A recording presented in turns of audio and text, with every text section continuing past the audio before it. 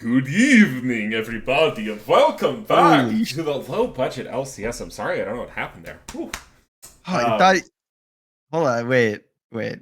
huh? Can we back that? Can we rewind for a second? I thought my friend was here, and Yeah, yeah. then you showed up. Yeah.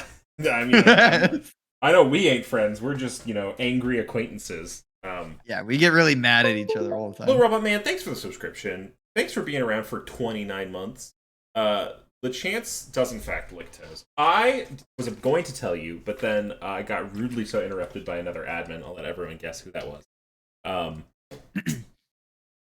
so I've got a Powerade, right?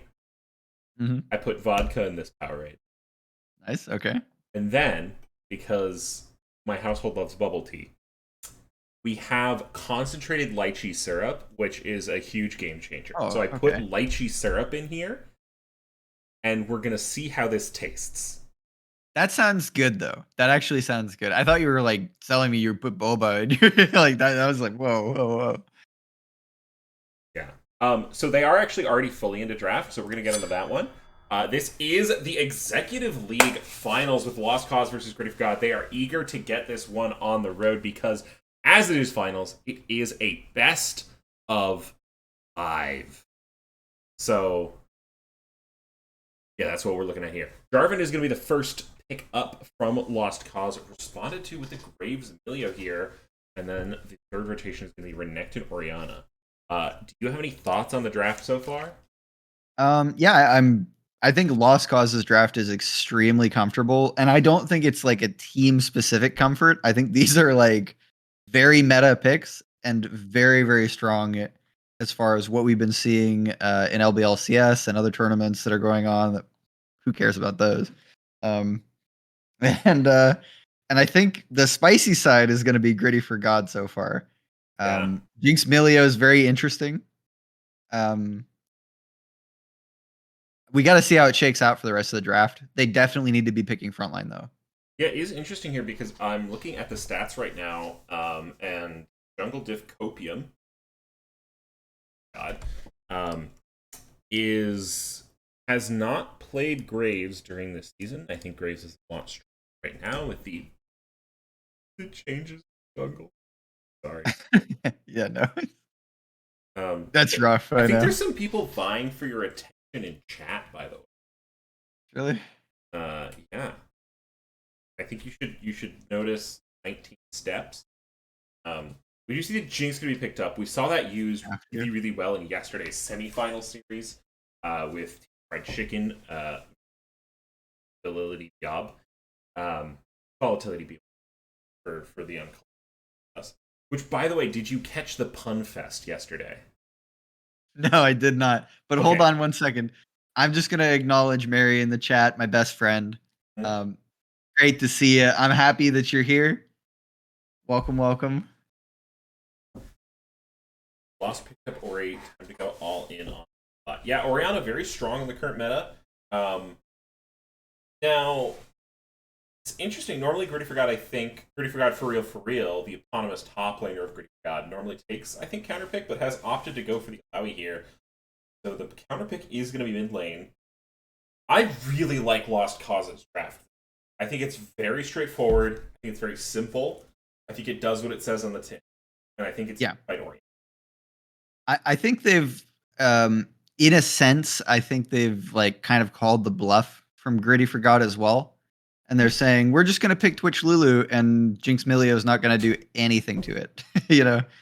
And it should, in theory, be like the equal to that in the late game team fighting, especially given the other tools that they have for late game team fights with the Jarvan, with the Renekton, with the Orianna that they early selected. Yeah. Um, but we are going to see a classic. Uh, this is the I don't Orianna, blame you. I'm quite strong. but yeah. Oh no. Clutch FG in the chat says Mary says she's not here, but she's drinking wine for every time someone makes you drink tonight. She's awesome. So you guys in chat that have channel points, if you really want to go crazy. Go dumb. They're double value here tonight. Yes, so, okay. Speaking of Clutch FG, power user in the Legend LCS, I'm sure no one knows who that is. I don't. Yeah, I don't. So, the Pun Fest yesterday revolves primarily around Less Force, who was playing yesterday, unfortunately was eliminated. But the way it goes is take a word that rhymes with lest, and you put it in front of force, and you say that's his name. So an example would be like, this is one that people were saying, if he goes to the altar and prays, he's blessed force, right? Yeah. Or if he's annoying me a lot, he's a pest force. Okay? If he flies to California, he's West Force. Yes. Yeah. Got it. Here. Yeah, Okay. no, I get it. Yeah, so we just have to do that periodically throughout the broadcast. I know he's not here, but it's it's too fun. All right. Somebody's feeling sour after that play. Zest Force. Ooh. Right. Little Zest Force. The other thing I do want to say to the folks in the chat and the surrounding environs is that I do have Waffle Cam on tonight. I do have too many waffles in my possession at the current moment. I'm freezing them, and they filled up one of those giant ice cream tubs. So we're kind of at storage capacity on normal waffles, and I don't want to eat more waffles right now. But I have prepared an alternative for us that I think will be just as exciting. Okay? So what I have to present to you, and I'm hoping this one's done cooking, because that's something we're going to have to dial in, this machine waffles. Not necessarily built for potato pancakes, which is what I've got, right? This is just Okay. a little tester piece. We're diving right in. Yeah. Oh, it's a little tester piece. Yeah. Well, I listen. Okay, I need to be prepared because people might ask for waffles. I'm gonna do waffles, but I only have so many potatoes, and I can only grate so many potatoes, and I can't really grate potatoes while I'm streaming. Yes, that would be a problem, I think. Yeah. Do you have regular waffle batter here, or is it just the potato one? Right now, it's just the potato. So if things go horribly wrong, I could make some waffle batter real quick, but hopefully they don't. okay. Hey, This is important. I mean, that's this good, has become a feature of our whole broadcast here. I know. I need to figure out a place to like donate them or something. I think that would be okay. Food bank, right? I mean, Yeah. they usually only take like non-perishable stuff. Right. If you're That's the hard part. I mean, I could just go around town seeing find random homeless people, but that doesn't. be like a TikTok influencer or whatever, and just like. Okay, but actually, listen to this. Okay. Ooh, oh, that's next level, man. That was a crunch that I was not expecting at all. Do the thing. Now you've got the whole new advertisement for the Belgian whatever the double flipping guy. flip Belgian round waffle maker. That one, yeah. You can actually crisp up potato. Hang on, I gotta tell Gabtopsu, for maximum returns, you just bet on Lost Cause here because there's more schmeckles on GRIDDY4GOD. That's how I always do it. Whichever team has less schmeckles on them, I bet on them. And then also their draft is good. Yeah, their draft is crazy good here. Also, I think technically, the Lost Cause, I'm pretty sure finished the regular season. I can check this. Yeah, Lost Cause finished second in the regular season. GRIDDY4GOD finished fourth. So Lost Cause should be the winner. However, GRIDDY4GOD did have to take out Past Prime to get here, who were the number one in the regular season.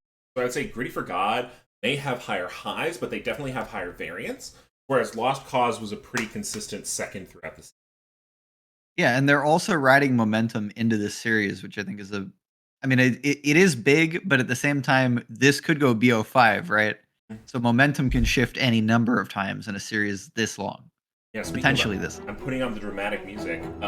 They also have former Geniuses coach, Axe Defender, bringing it on the jungle, who I believe is actually a Jarvan game. So this is going to be one champion for sure to watch as he makes disgusting sounds through the microphone. That was not me. All right, go off, Mighty. How it is. Now, I'm sorry. Maybe that was me. Oh, Making disgusting sounds. I'm sorry. Have we talked about how Gritty for God is coming in here as the 4th seed? Have we already talked about this? we were I just felt like I needed. it. Yes. How Gritty for God. Yeah. Truly beautiful. I felt like I had to come in and say something. I helped cast that game. Amazing that they come 4th seed to fight the 1st seed. They've got a chip on their shoulder. The fact that they came back through those series, I'm excited to see what they can do today. But I think truly, once the number 1 seed is gone, everybody thinks, hey, maybe I can do it. Maybe I can take it. I can be the one to walk away with the fucking trophy. I'm so excited to see what these teams can do. I will be watching on my phone. Gentlemen, enjoy yourselves. Thank you. I love that. I love you that can stick Lachance around. says So good. he helped cast that series. Instead of he casted that series. I was there. Yeah, he's like, yeah, I was around, tangentially. Welcome to Summoner's Rift. But yeah, no, absolutely. I mean, Gritty for God, taking down the number 1 seed, coming in here, feeling 30 seconds good, until minions feeling spawn. strong. Obviously, a little bit of a different situation, a little bit of a different patch. Pretty sure. Yeah. So I And think they're riding that high, but I think a big part of that too is that you have to check yourself when you come into series like this that you don't get complacent and you don't let that get ahead of you. Yeah. And so some teams, they come into a series, they've come off a big win over a team they many people would say they shouldn't have been able to beat given the standings. And then they might lose their heads a little bit. So gotta be careful with that as well. Yeah, so Hax Defender here already with Lost Cause is going to be able to spot out that early ward from Jungle Div Copium. Old lead. Put him into darkness there. So hypothetically, Jarvan could be starting red down here. They're probably going to know, given they stepped up top recently, and given that bot lane on the wave, that he is going to be starting top side, but nonetheless getting that little bit of gold from the board over to Renekton. Yeah, I like the mirrored starts. I think that's probably smart for Jarvan, since otherwise, you don't really know how to track the Graves given the clear. I think he's faster, right? Like quite a lot faster. Yeah, Graves is a power clear, whereas Jarvan is more of a ganker. I don't play too much Graves. I play too much Jarvan. Also, I was thinking about the players on these teams, and I do think it is a matchup of foods in. Would you rather have sushi, particularly small sushi, or steam bun buns? I like small sushi as a name and as like a food item.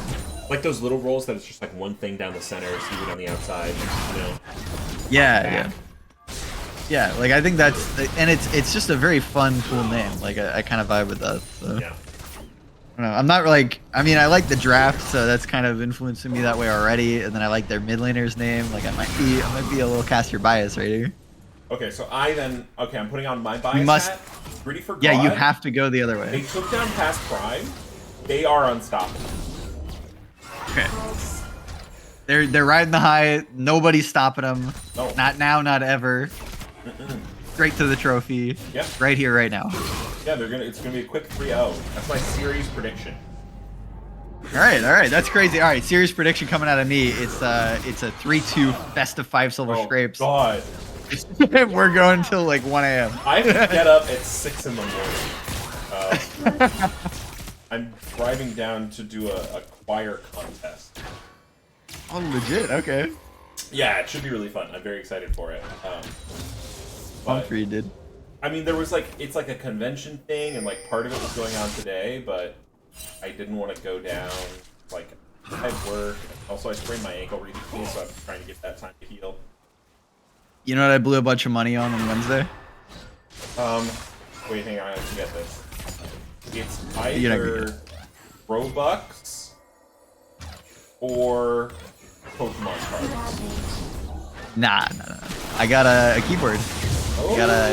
I think it's a Yamaha PSR 40 something. So what kind of switches is it? No, it's a piano keyboard. Here's something that won't wash off. What kind of? Okay. Yeah, probably. I mean, probably Cherry MX Are Reds or you like whatever. are you like a piano player? No, I'm trying to learn, and I just blew a bunch of money on a really nice keyboard. Nice. Yeah. I just dropped a bunch of money at an anime con today. Robot Man. So Robot Man, what are your favorite animes? That's where the low state we do some trading going back and forth in top lane. Top lane's gonna be first blood. Yeah, I can already tell. Yeah, they're going hard. Allier getting in this wave. You know, it could be Gritty for bot God, here. for real turns this. I'm calling it now. I mean, so the story of these two teams is, so I'm pretty sure if you went and looked at the stats, you would see something that wouldn't make sense. So, you know the jungler for Lost Cause? Okay. Defender? Yeah, I'm pretty sure if you go and look at the stats, he has the highest CS per minute in the league at around 8 points. You play Karthus exclusively? He has played Karthus, but not exclusively. So Yeah, that's making sense, yeah. I do think that Hax Defender is the person to watch. I mean, obviously, said it once, said it a million times. He coached for evil geniuses. That's very impressive. And then, on the other side, GRIDDY4GOD for real is not just, you know, the mascot for the team.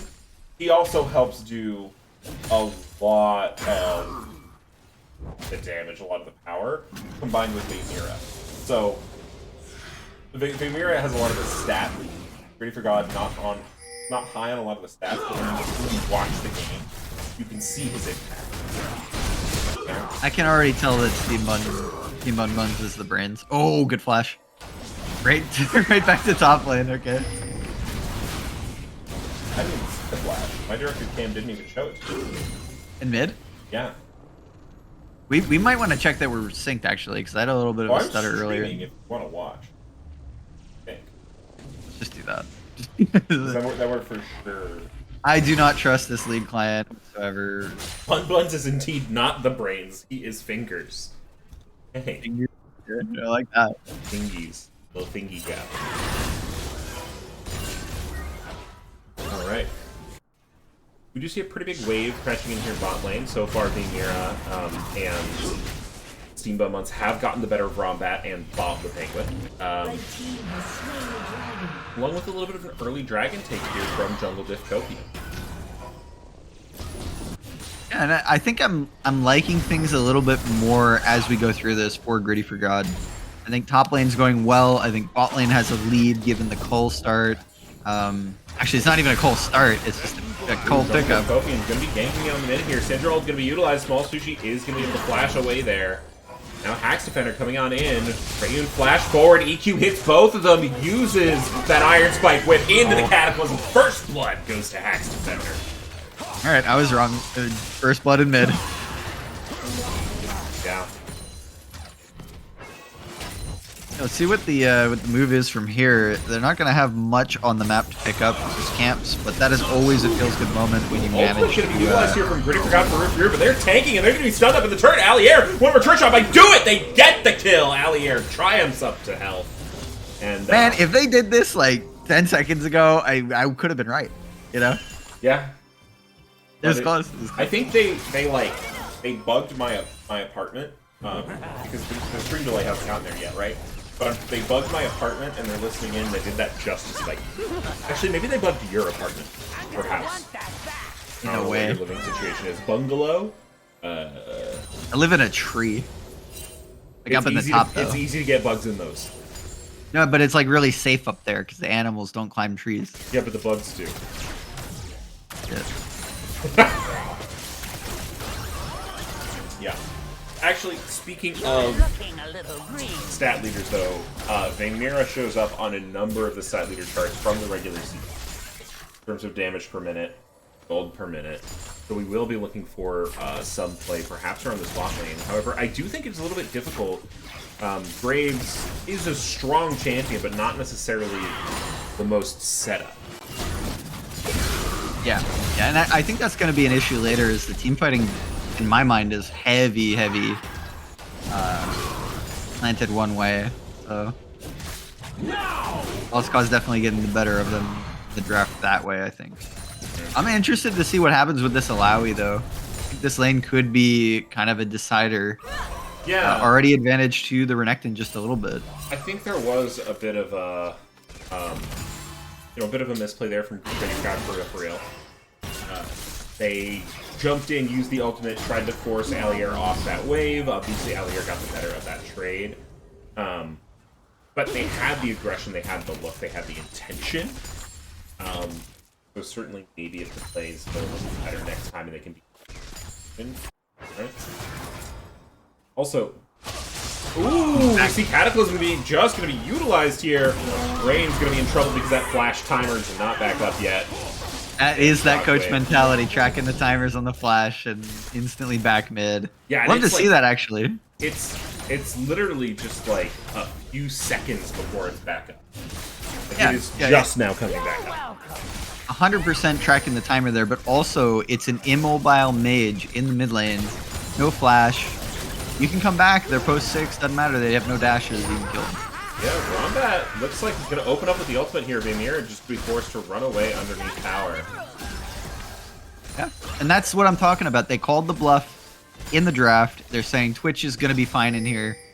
Might even have kill pressure if we're lucky. Not so much there, but getting a good trade out of it. Reese is going on a flank angle. A little flank angle. They should have no CC though. He's just going to recall behind them. Like, it's so hard to execute on that because you don't have any CC to engage it. yeah. Graves is going to come in. He's going to smoke screen. Maybe you get a flash if you're lucky, but it's really, really hard. There's a very wide angle to game from, and so far, Lost Cause have accumulated a respectable 2,000 gold lead across their kills. Yeah, doing really well so far, and the Jarvan is just this potent ganker in the early game. Already got those 2 kills to his name. One went over to top lane as well. And that's, I think, most of the advantage that they're having, but I did close out of the game, so I can't see the gold without like you hitting it anymore. Oh. Let me hit it.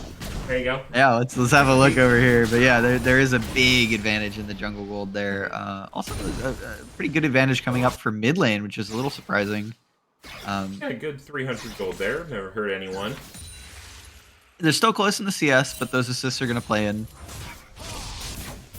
Yeah, for sure. And then in the bot lane, I was actually surprised to see that Twitch has manifested about 100 gold lead through CS there. So not too much. Yeah, oh, flash forward, flash away. Cataclysm going to be utilized though.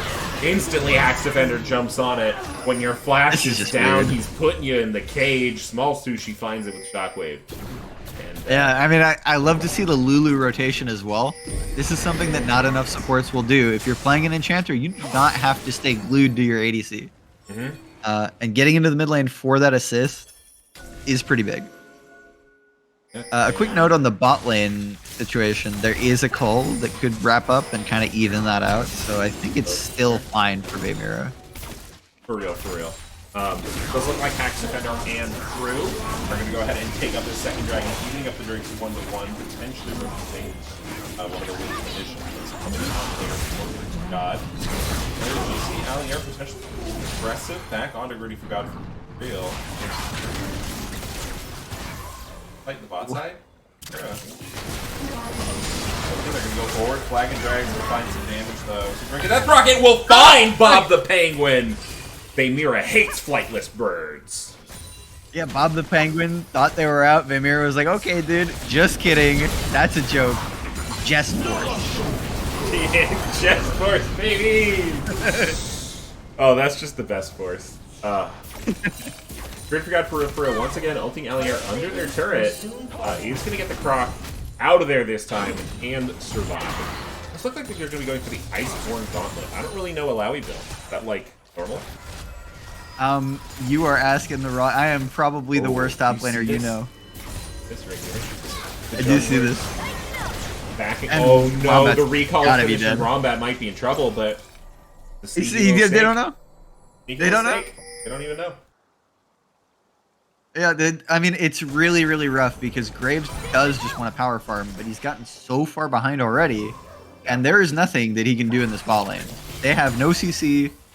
no gank assist in the lane, and it's a very defensive bottom lane that they're playing into with the Lulu and the Twitch stealth. I mean, it's really, really difficult. Yeah, I feel like at this point, if you're Gritty for God, the hard CC that you do have is actually on the Syndra. I'm thinking, what if you took Rayan and had them roam to the bot lane? Go ahead and throw out a little bit of a stunner, and then the Graves can come in, do a little 4-man action. Yeah, it gets tricky because you don't want to let this slide any further, but you also just want to let your Jinx scale, and so they're kind of they're between a rock and a hard place of where they want to make a play. Meanwhile, Axebender's moving in the jungle.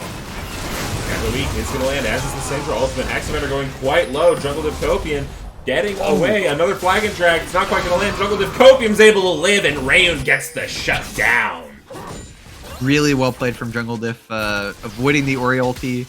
And also, I think, did they smite away the red there? I don't know if I saw that right, but... If you saw something, then I believe it. I didn't see anything. Nelia ulti is going to be used there. Just to get out of the Twitch. God, the one thing with Twitch that's like annoying to deal with is you have to keep in mind, okay, he's going to do a certain amount of damage after he's in auto attack range. That is coming. Especially when you have AP Twitch supports. Well, one of the cool things with the Twitch pick is that the Lulu is so potent with like adding that additional speed steroid. It's not just the attack speed, it's the movement so that you can stay in range to put those autos down. Makes it so much easier to get to full stack. Yeah, Gritty for God really bullying Alier underneath the turret here. This is looking rough. Yeah, strong lane champion. That turret's going down too, by the way. That is not sticking around. Demolish even gonna be procced here. He's gonna try not to use it, but he has still. Yeah, alright. Here we go again. Spotted out here, but Rombat we found on the Chompers. And now Bob Penguin's going to be the target yet again of the bot lane's Rage. Rombat invisible, but it's not good enough. Axevander was not here in time. Gritty for God are fighting back. Okay, it didn't happen. Oh, here we go. Really, really, really good additional kill. Vaymira getting excited, but Small Sushi is going to be able to take refuge underneath the turret. A clean 3 for nothing in the favor of the Gritties. And it's not quite in the way that we had imagined it initially, where you're saying maybe Ryan goes for that rotate down. Just straight up TPs for the fight, and a huge, huge play for Gritty for God in the bot lane. Jinx is very, very happy with this extra gold. Going to be set pretty far ahead, I imagine. Coal completion as well is going to cash in. And I think they're probably ahead in gold at this point over Twitch, even down about 20 CS. Yeah. Yeah. So, fine. Ended up working it on out. Quick. 58 to 6,800. Oh, wow. 100,000 gold lead here. Now for Vaymira in the bot lane. Yeah, the way things were going, you could have said that to me. I'd say you're crazy. But this is happening live, guys. Bot lane's ahead, and Gritty for God's bringing it back. Yeah. We now have gold lead 1.3k. Rombat's going to open up on the mid lane. Not too much probably going to come of that, as Hax Defender will start up the barrel. Yeah, I like this move too. They're gonna put pressure on the top side while this bot play is going down. The dragon's getting taken. Yeah, Gritty for God. Really strong into multiple members of your team though, so you will have to be careful with that. Yeah, and I think moving into the mid game, this is actually one of the positions where Gritty for God's gonna be able to look for a lot more advantages. Because late game, the team fights, I think compositionally. Oh, good flash there from Rayan. Yeah, but again, you know that's another flash burn. Yeah, that's you know where this is going. We've seen it before. Delius, I know you're saying Gritty for God is less than Gritty 2 God. What about Gritty 5 God? I'm just saying. Yeah. Have you considered? 5 is the biggest number. Yeah, there's no bigger numbers than 5. I haven't found any. And I've been looking. Yeah, speaking of Gritty for God, gonna put a little hurt on the Hax. I think my theme for the game is going to be that Rhaenyra actually loads all flightless. So they're going to specifically target Bob the Penguin. Okay. They would also be upset at... Chickens aren't flightless. Chickens like kind of fly, right? They can they can fly a little bit. I think. I don't know. I was thinking more like ostriches and that kind of thing. Yeah. Turkeys maybe? Can turkeys fly? No, turkeys are little big boys. I realized I just used opposite first there, but that's fine. It's all good. I know it's good. Yeah. Name me more terrestrial birds. Kiwis? Kiwis are terrestrial, right? Yeah, you're taking me places I haven't been. There's some like ground storks, but I don't know if they're like soul terrestrial or if they're like... Nah, because the stork has to that's how babies are made. They bring them in on the little thing, Yeah, but those are babies. like a hammock. I'm talking about ground storks. No, these are like full-grown storks, just like a human baby. Okay. Science. Yeah. Yeah, chat, hit me with your best flightless birds. Or science facts. I'm here for those. I love science facts. Yeah, for sure. Especially if they're animal-based or zoo-based.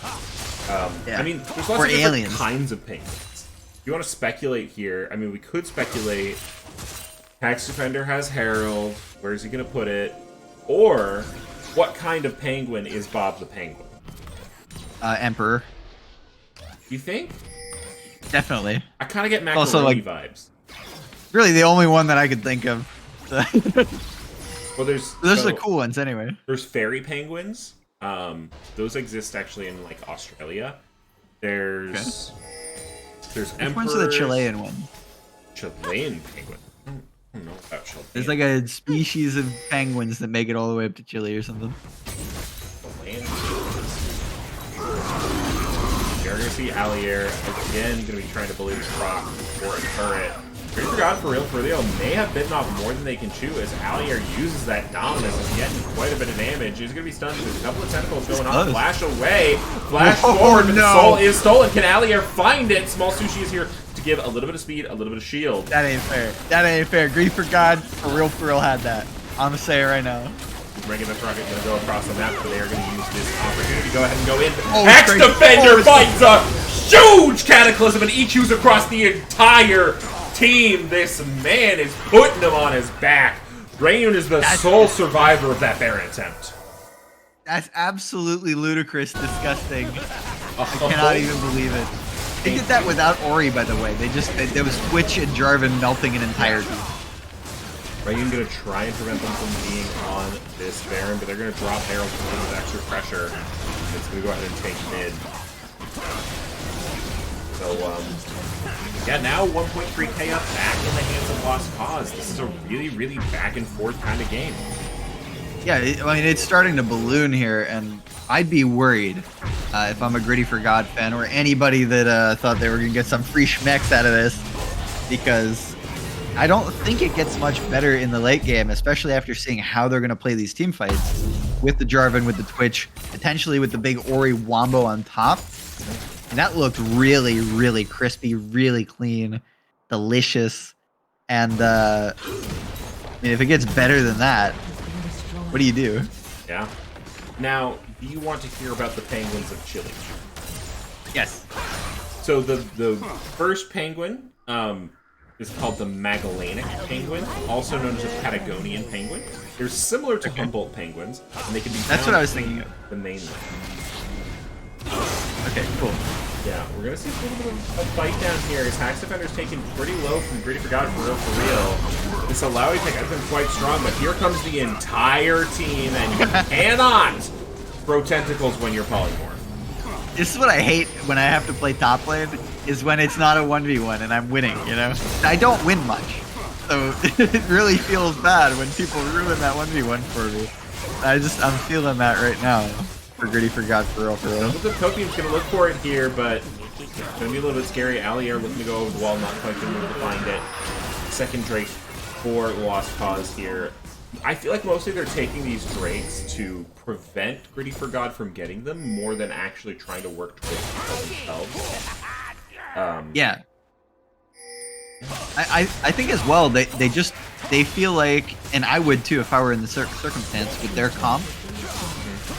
I think they're very comfortable going late. You know, there isn't enough frontline or engage in these fights to really support that big Small switch. Sushi might be in trouble here. We're going to see Ray running the entire combination there, but Small Sushi getting a nice shield Oh, this turnaround. from the Seraphs. Fight it, man! Kill her! Why is Ori running? Okay, Making that was scary. rocket come through. Rayon is just tanking the wave, and they're going to go for the execute here, but Small Doesn't work. Sushi will get the kill credit. That's rough. I honestly think that Ori just wins that if they keep fighting too, because Ori cooldowns are really short, especially with that build. Like, One of the most beautiful specimens of the animal kingdom, the king penguin, which are the second largest species of penguin in the world and have a beautiful colors that resemble royalty. They love the southernmost seas, and in a 2010, a large colony of them found a cozy home in one of the bays of Tierra del Fuego. awesome. I love that. Penguins are cool, man. They also have emperor penguins. Yeah, those are like the Oh, wait. everybody likes the emperor penguins. Like, they look cool. They have Gen 2 penguins, macaroni penguins. I love a macaroni, and humble. So they got a lot of penguins. Where does the name Humboldt like come from? Is that like a region, or is it a dude that like discovered them? Dude, because there's also Humboldt squid. Yeah, that's what I'm thinking. Like, I don't know what that like. Now I'm hearing it. I'm like, I'm what pretty is sure that it's even? Alexander von Humboldt, Okay, well, that makes sense. Actually, a German some polymath. explorer dude saw a fish and he was like, yeah, that's a squid. Call it a Humboldt squid. Or squid aren't fish, are they? No, they're invertebrates. Right? Dude. think I don't squid's know. have a spine. Yeah.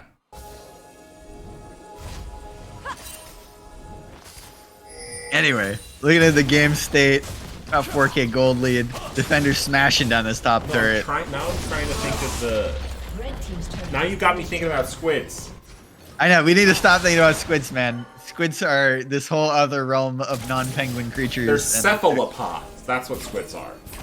Now you lost me. Is that like an alien speed? Like, what is that? Cephalopod. Like a Nautilus thing? Or no, those are different. No, those are different, but I think nautiluses are also cephalopod. Yeah. Really? I'm a genius. Yeah, okay, This we is are going to bullying. see GRIDDY4GOD going to be gone on here, but we've seen GRIDDY4GOD do a lot of damage before. However, Shockwave is going to do quite a bit. Axe Defender keeping out. They don't take too much damage. There goes the Leap of Faith, but it is not going to be enough. Meanwhile, on the side, Rayen's going to target. Alair is going to go forward, but it's the shots from the rat that find their grave. They are in their comfort zone at this point. They've passed like the 25-ish minute mark. They're taking late game team fights, and I think it's pretty easy to tell who's in control at this point in the game. What I want to know is how in the heck Axe is Defender GRIDDY4GOD? looking for the token, going deep into the enemy team, but Big Mira is here throwing the rockets. If they can get a reset, oh, EQ flash. It's not fair. Axe Defender is just going in. Anybody for a Jarvan ban at this point? Anybody? Do they need a Serpent's Fang to deal with all these shields? I think it's just it's like they lost control for like 2 minutes there, where people were just getting caught, and I mean they took everything. You know, like the map is just opened up now. It's a great position, and I don't. GRIDDY4GOD's in bad shape. I was thinking about how are they going to come back from this. I have an answer. They have the Syndra for the pick, but I have an answer for you. So, okay. the answer to how they get back in this is Mira. Because do you know the changes that they made from the No clue. So they made it so that Jinx's passive stacks. Wait, what? So if you get 1 kill, it's some attack boost. Get 2 kills, get even more. If you Did they kill a nerf tier one? tower, it gets even more. Alright? So Okay. if you can find yourself in a situation where you're able to take a tower, get a kill, and then keep pushing, it becomes really, really easy to snowball into an insane push. Particularly if they can ever get close to their base, because you could take multiple inhibitors, multiple turrets in a row and really, really stack that passive.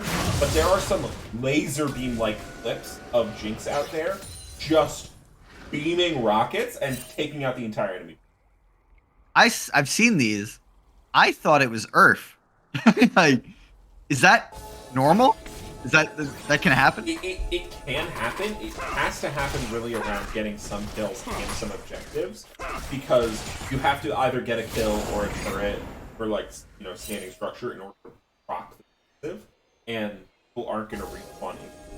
So the video that Vanderbilt showed, I'm a bit worried about that Baron take, so we need to bring it up properly. The video that Vanderbilt showed, they had them on, like, spawn, but something like it can absolutely happen in real games if you get enough kills stacking up. Yeah, this is sketchy, but they're gonna pick it up no problem. Oh no, Ryan. You cannot stand within half of the rift's distance away from Hack's Defender, or he will find you. Hack's Defender has it out for Ryan this game. That's like, that's so many flashes burned, so many times ulted. That's really, really rough. And it happens again. Might be the last time in this game, as they've picked up the Baron, they've picked up the mid laner, and I don't see many other ways to get into a favorable fight for GRIDDY4GOD other than that syndrome. Yeah, you moving into some CSP fighting drags in here, and you using that Gale Force to get out of there. Hack's Defender now going to be looking again very low cooldowns with this build. Yeah, nice movement and rotation there.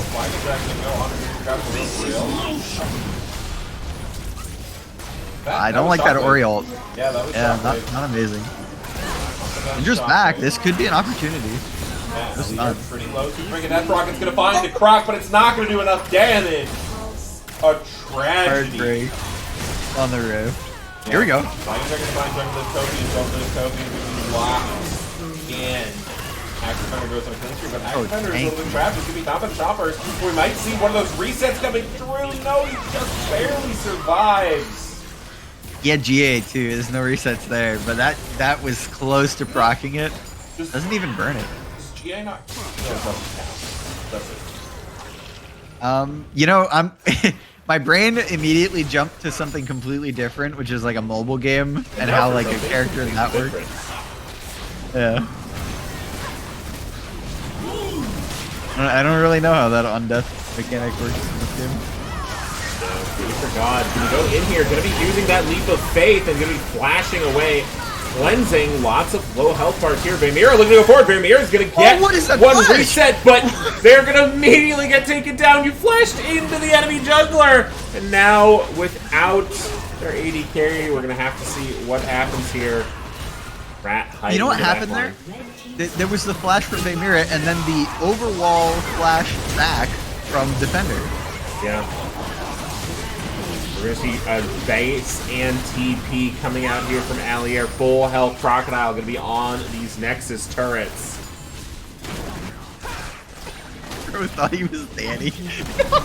Bro, don't do him like that. That's not cool, man. I think it's going to be pretty hard for GRIDDY4GOD to come back with this. And I'm just going to say it right now. If you're moving into a game 2, man, this Jarvan's a little too good. I mean, seriously, the mechanics are on point. Decision making in the early game was good, especially playing around those flashes in mid, but also like recognizing that there's one lane that could really go wrong. They targeted it first because they have the ganking jungler, and even though they got behind at a point in this game, they definitely focused on the like mission. What was our game plan going in? It was kill Love to see that. I think they succeeded. Yeah, that seemed to be the goal, and I think they got there.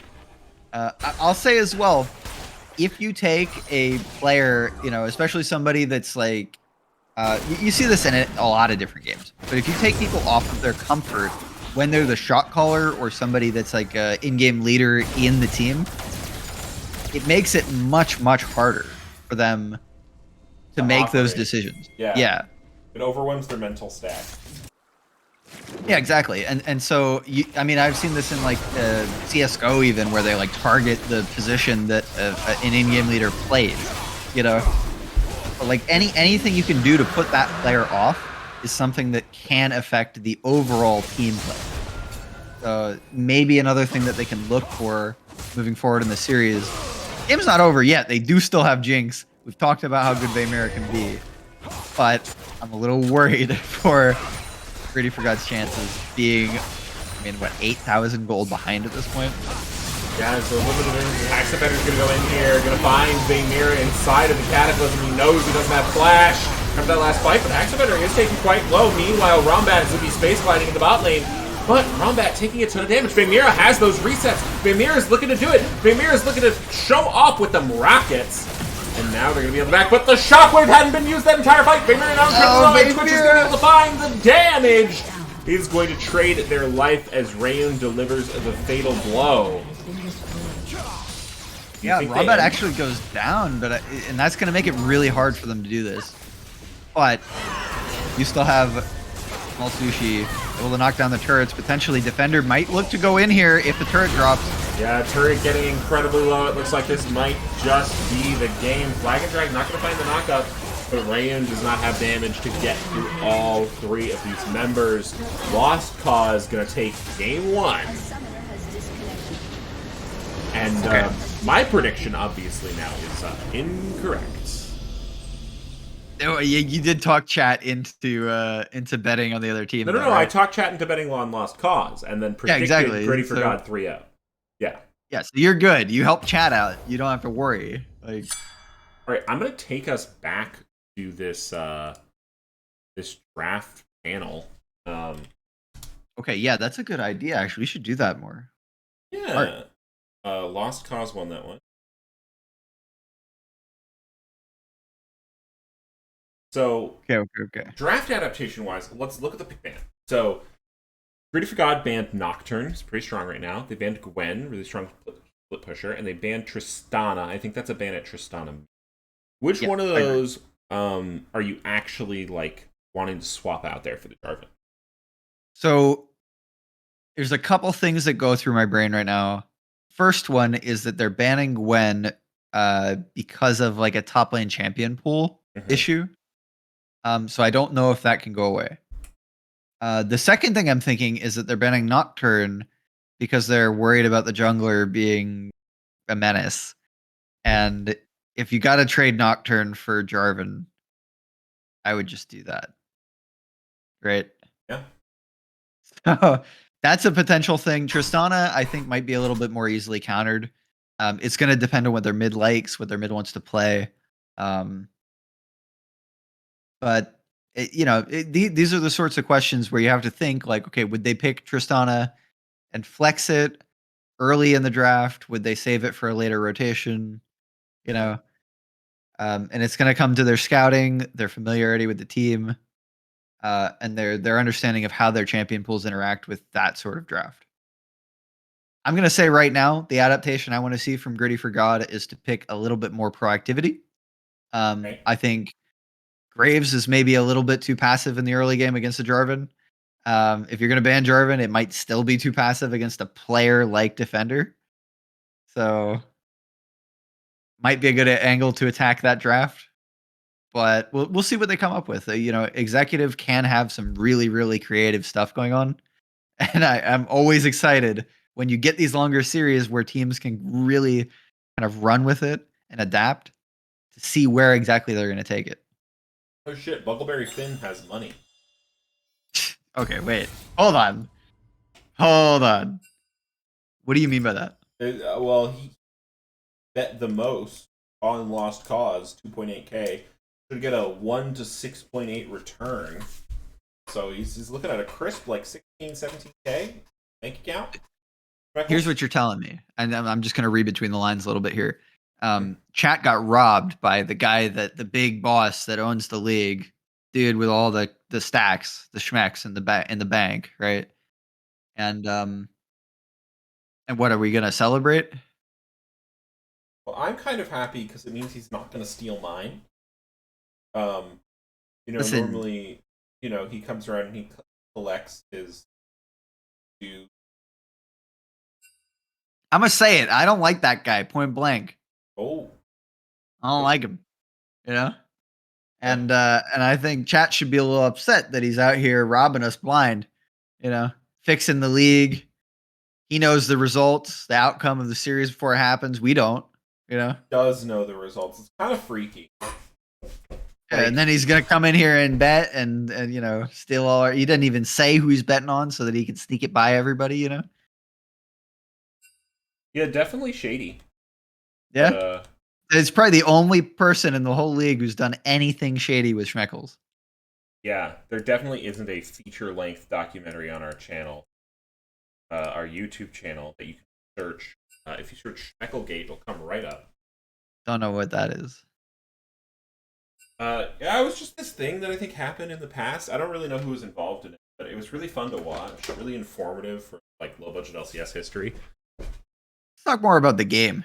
You know. Yeah. Just- Can you? I'm not in the lobby now. Can you send me the link for the thing? The Dwaft wink. That maybe not. I don't know. Yeah, so GRIDDY4GOD have opted to go on to the blue side this time. I like that. So bans so far are going to be similar. Gonna have to see if you they get to swap pick out away. that Gwen ban. You get to pick away. It is going to be a Jarvan ban. So they're not going to pick the Jarvan. They're gonna So what is the first pick gonna be? Oh, come Graves. on, dude. We talked about it. Why you got to do this to me? Graves is I don't know. strong right now. I think you need to draft CC elsewhere. I was looking at Graves for like the 32 minutes or whatever last game, all last game. Okay. Just eyes dialed in. Just wait, there wasn't a lot of projection of like strength or I mean, it's nothing against the play was fine. It's just like the goal disadvantage and the proactivity on the map is what's going to punish you, right? So I do have to say, there's a chatter in chat called Cromulus. Is there also a Kramus? I just want to know. Oriana's going to be the pick away on the other side. Strong, very good. I wouldn't say it was the most impactful pick for the last, but I think it was part of the comp. Yeah, I think it did a couple things really well. And it Jinjack. neutralized That's the driver replacer. Yeah. Well, I like that. So that's another pick that is going to be very active in the early game, and is going to make life harder for the Graves. But I think Ori is also a good combo. Mhm. And we saw that in the last game, right? We saw Ori be a neutralizer against a difficult lane matchup for a lot of champions. And we also saw a good gank assist with a very mid-focused team plan, right? Samira Leona blind is absurd. Absolutely ridiculous. But it's accomplishing exactly what we're talking about, where you want to pick up that CC in a different role on the map. They just locked in a ton of dive against a very immobile mid laner. What is the response from Lost Cause? Yeah. A lot of aggression coming out here. A lot of AD aggression, so I will be interested to see what picks they do round out the competition with. The previously banned Gwen is going to pick up here. Okay. What we got in the lobby? Um,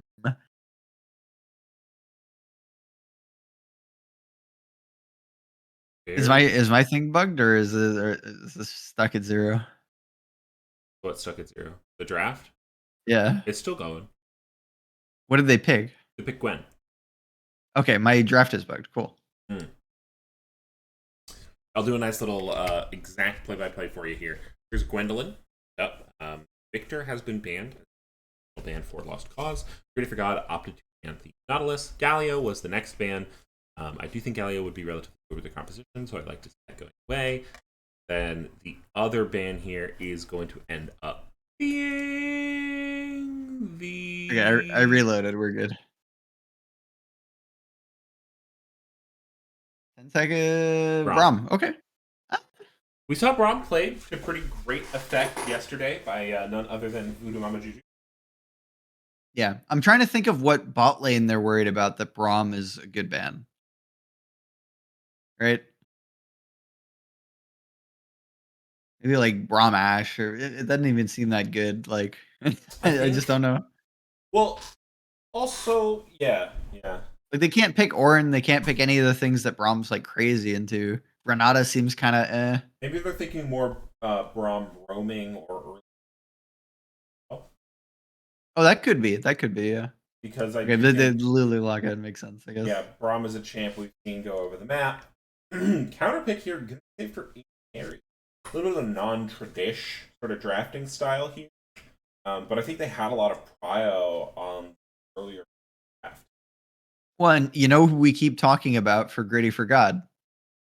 Vaymira, right? So maybe it's a smart idea here. I mean, Ood here going to be the pickup. Is this lane Graves then, or is this lane Ood here?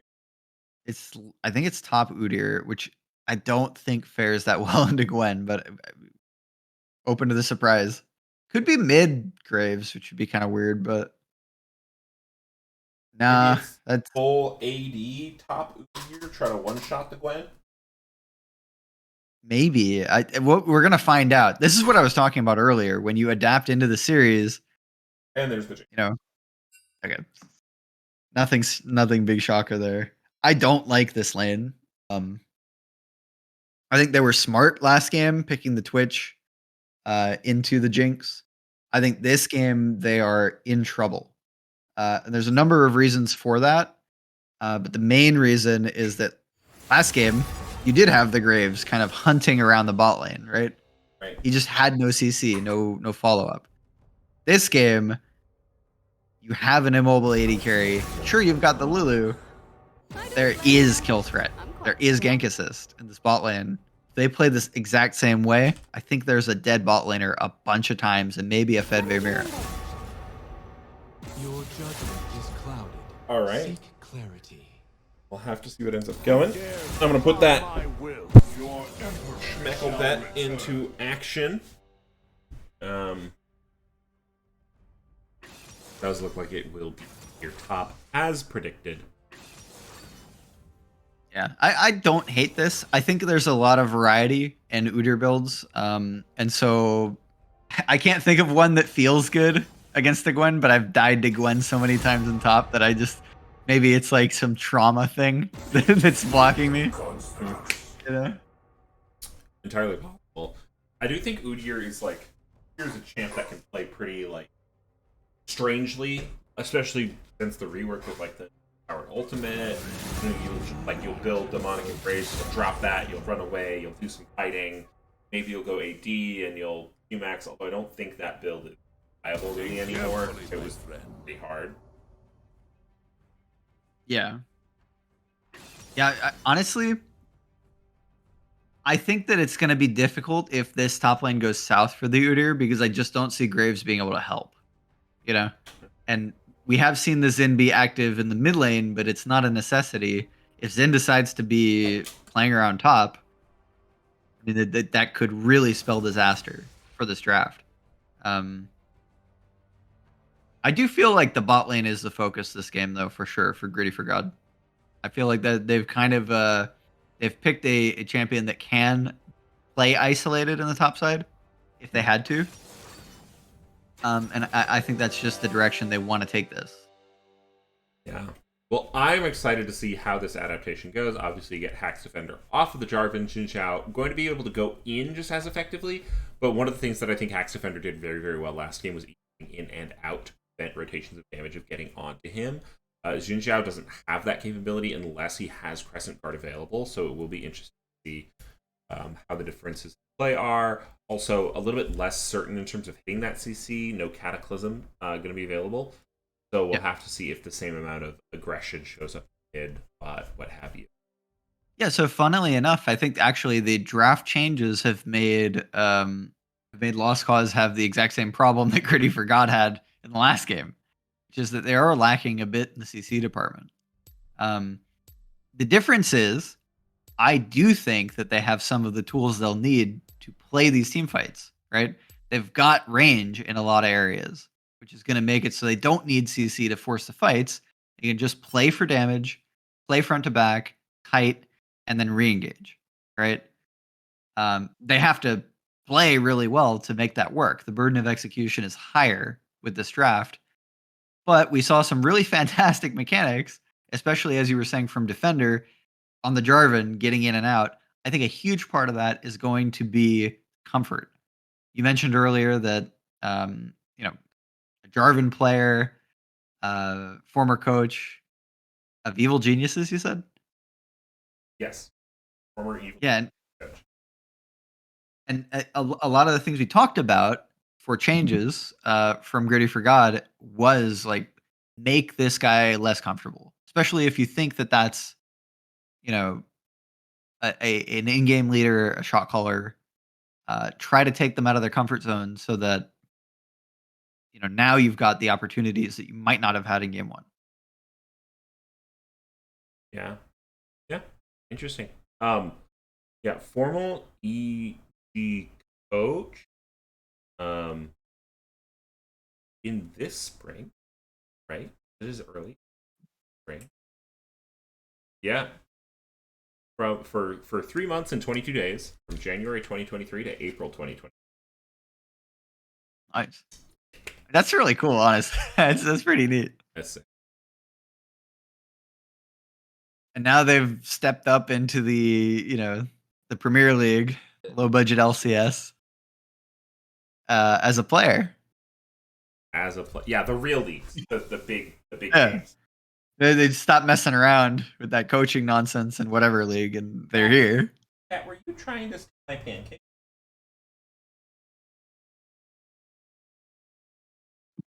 I think one of my cats wanted to steal the potatoes. Yeah, so since we have a few more people in here, I did want to let everyone know we do have Waffle Cam on. 5,000 schmackles for a waffle. Tonight, they are not traditional waffles. They are potato pancake waffles. Not gonna lie, I was getting a little bit sick of regular waffles, and I needed an alternative. Also, science, guys. Have you ever seen a potato pancake batter waffle made in a Cuisinart double flip Belgian waffle made? Did I get the whole? What is it? You missed one word. You missed only one word. Double flip. Cuisinart double flip Belgian round waffle maker, because they also make square waffle makers over Cuisinart. They are here to provide for your waffle-based needs, and they should absolutely become a financial sponsor of the low budget LCS. I would appreciate that. Yeah, 100%. Especially, I mean, how many people have seen this many waffles made by a Cuisinart waffle maker? I know. This is crazy. Oh, there we go. I mean, that's what. All right, now, what do you got to do to add like the bits, the toppings, There's no bits today. Didn't have time for bits. So okay. A regular potato. That's not regular at all. We got special potato. Yeah.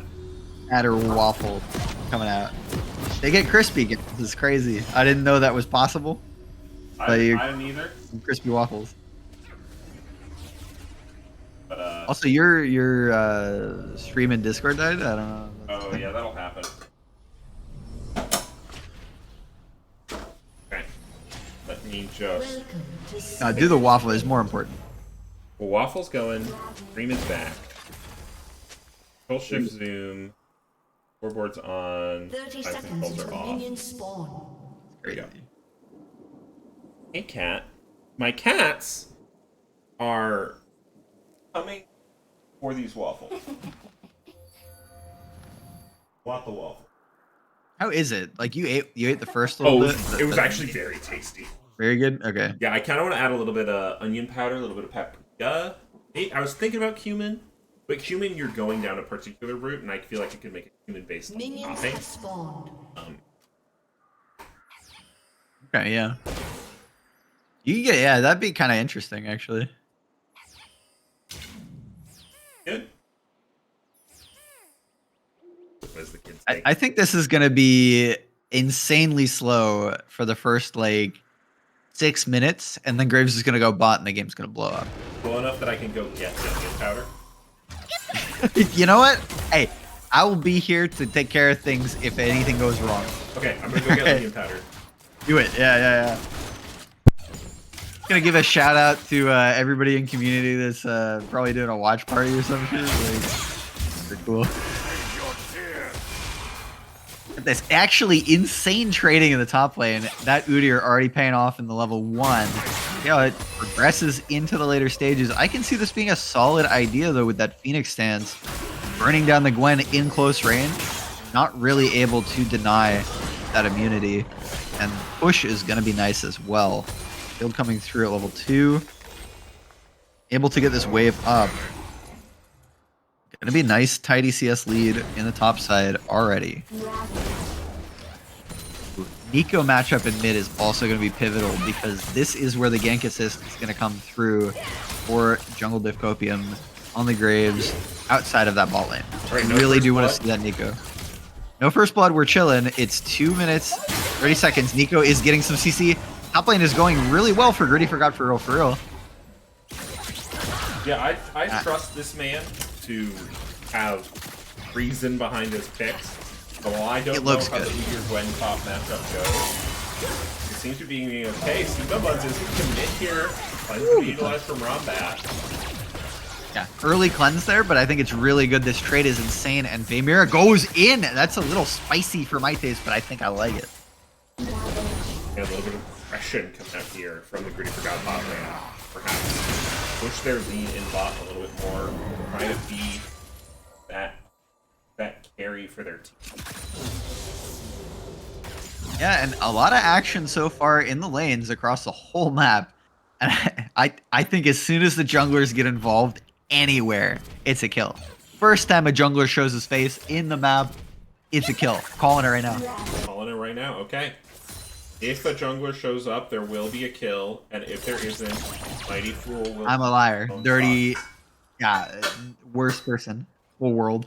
You know, the waffle maker's saying it's done, so we're gonna take a A peek, lie. but it's definitely not actually done. Yeah, So I was gonna ask you about this. The cook time is gonna vary quite a lot depending on like what kind of batter you're using, right? Yeah, I think so. I'm just gonna let her sit in there for a little bit of time. Maybe someone eventually yell waffle at me in chat. That sounds like it'd be good. Okay. I might randomly start yelling waffle just to help, but it might not be helping. Yeah. Yeah. Like somebody's gonna start dying. I'm gonna be like, waffle, man, waffle, bro. Oh, we are going to see Seaman going in here, but speaking of junglers showing their faces, Hax Defender is available, and now Bob the Penguin is returning. Jungle Dystopian is available for the rest of this fight, though. Come on. Bob the Penguin taking quite Somebody low. died. Hax Defender now dropping, forced to flash away. And Not fair. GRIDDY4GOD Both gets the better. junglers showed up. It's not fair. You didn't say the first time one of them shows their face, not the first time both of them show their face. But Clockwork, wind up. Small Sushi's looking to do the damage. It's not quite going to hit, but they're going to go down to the turret. They get the Lulu, and now Rombat's going incredibly low. Vaymira finds the kill, but surely that turret will finish her off. Double kill for the Okay. Samira. This is the kind of game 2 we want to see. Everybody's awake. Game 1 was the warm up. Now, no way top dies. Okay. Whew. I tell you what, we're in for it now. Uh-huh. This shit is getting serious. These guys are lighting up the rift. 5 minutes in, we got 4 kills. If we aren't seeing a kill per minute this game, I am going to be severely disappointed, chat. Yeah, kill It per is minute. time. That's that is the hallmark for what we like to call in the Little Showcase a certified banger. If it is Yeah. above 1 kill per minute, it's a certified banger. And it's usually economy games. yeah. Econ games are This the is best rare. games. But this is a rare occurrence for an executive game. These guys are getting spicy with it, trying to put their pedal to the metal, put the rubber on the rift. Now, speaking of economy games, economy finals this weekend, Sunday. I will not be streaming those. I believe Les Force actually will be taking over the cast himself with a number of special guests. We're going to see a little bit of an engage here on the bottom lane. Rombat instantly taking the half HP. Vaymira looking to do the damage. That big sword has weight to it. Yeah, Vaymira not playing a sleeper lane this game. No rest force today. You know, you really impressed Force me with how fast you're picking all this up. I just want to say.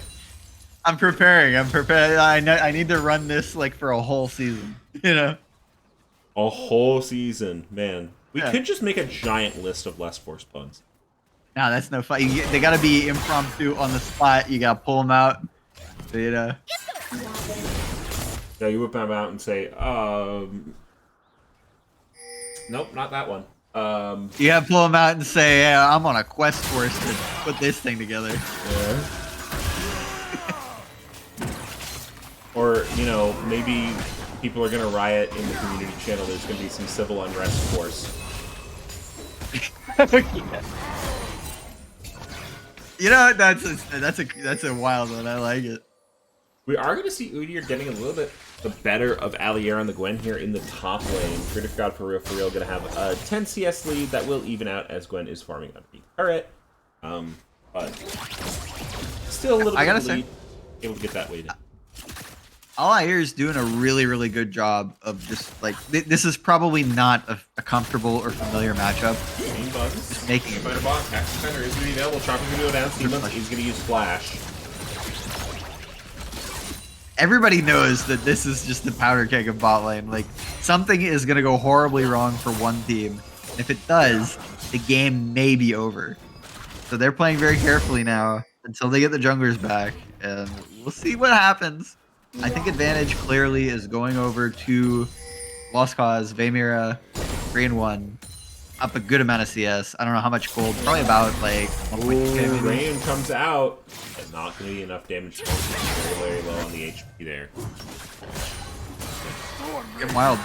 I'm going to point out a really big thing. It might matter in a few minutes here. Vaymira has stopwatch in their inventory. Okay. Maybe sooner than a few minutes. Wants to dive. They're going to go underneath the turret here, taking the enemy incredibly low. Steam Bomb going to take the turret shots, but they're going to cook so hard. Oh, Vaymira gets to live. And this is now a 5-1 AD carry for the side of GRIDDY4GOD. This is getting pretty crazy. Okay, so this is what we were saying earlier. If one side pulls ahead, it's not the end of the world, but it sure could be. 5-1 Samira is terrifying. That's scary. Careful here. GRIDDY4GOD for real is going to be quite fast. You see that empowered Q, and lots of damage going down here now. Allier is going to be available. GRIDDY4GOD might have to get trouble as the new one is coming out. Saltucci also running up on the mid lane. Giving that speed boost to Allier, but GRIDDY4GOD is very, very fast in and of itself with just the bare power. Now Rayun available. He's going to use that ultimate. Oh my, the Saltucci might have to be careful. The bait was used. Leona ultimate coming through. GRIDDY4GOD for real going forward. They're going to get hit by the command move. That's going to dissuade anything else from happening. Yo, they got me with that clone. I thought they were going the other way until they ulted. Yo, I love this take from Loki Aurora in the chat. Leona has gotten out the family silver to feed this. Speaking of feeding the Samira, Vaymira is going to go in 1v2 in the bot lane here, looking to build up that S rank, looking to do that death blossom. Not quite able to hit it just yet, but gets the kill, goes forward, and Vaymira gets a solo double. Yeah, so it's a lot of problems. Violence is occurring. Vaymira is the perpetrator of said violence, and I don't think it's going to stop anytime soon. IE completed. 7-1 is the score, up 25 CS, getting these turret plates. Still has a stopwatch in the inventory. And I think big problems are coming the way of GRIDDY4GOD in this game. Violence for violence is the rule of being. Speaking of issues here, Rombat TP going to be utilized though. Vaymira's going to be incredibly low. They are not going to be able to live that shut down. Goes over the Hax Defender. Now Allier is available and Steam Buns is going to have to run for the hills. Small Sushi uses the Shockwave to keep them in place. Jungle of Copium getting taken incredibly low. Allier now hopping over the wall. GRIDDY4GOD probably going to be able to just run away, but a really good read on the play from Lost Cause. Yeah, big overstay in that fight, and Lost Cause are bringing it back. Do you think that I would say that was done? that was something of a limit test force. Ooh, okay. Yeah. That looks done, yeah. I don't know. Maybe. Raw potato can sometimes be a little tough on the tummy, so I'm trying to make sure they're They're I cooked. think the edge maybe looks a little under. Hard to tell on stream. The lighting and stuff.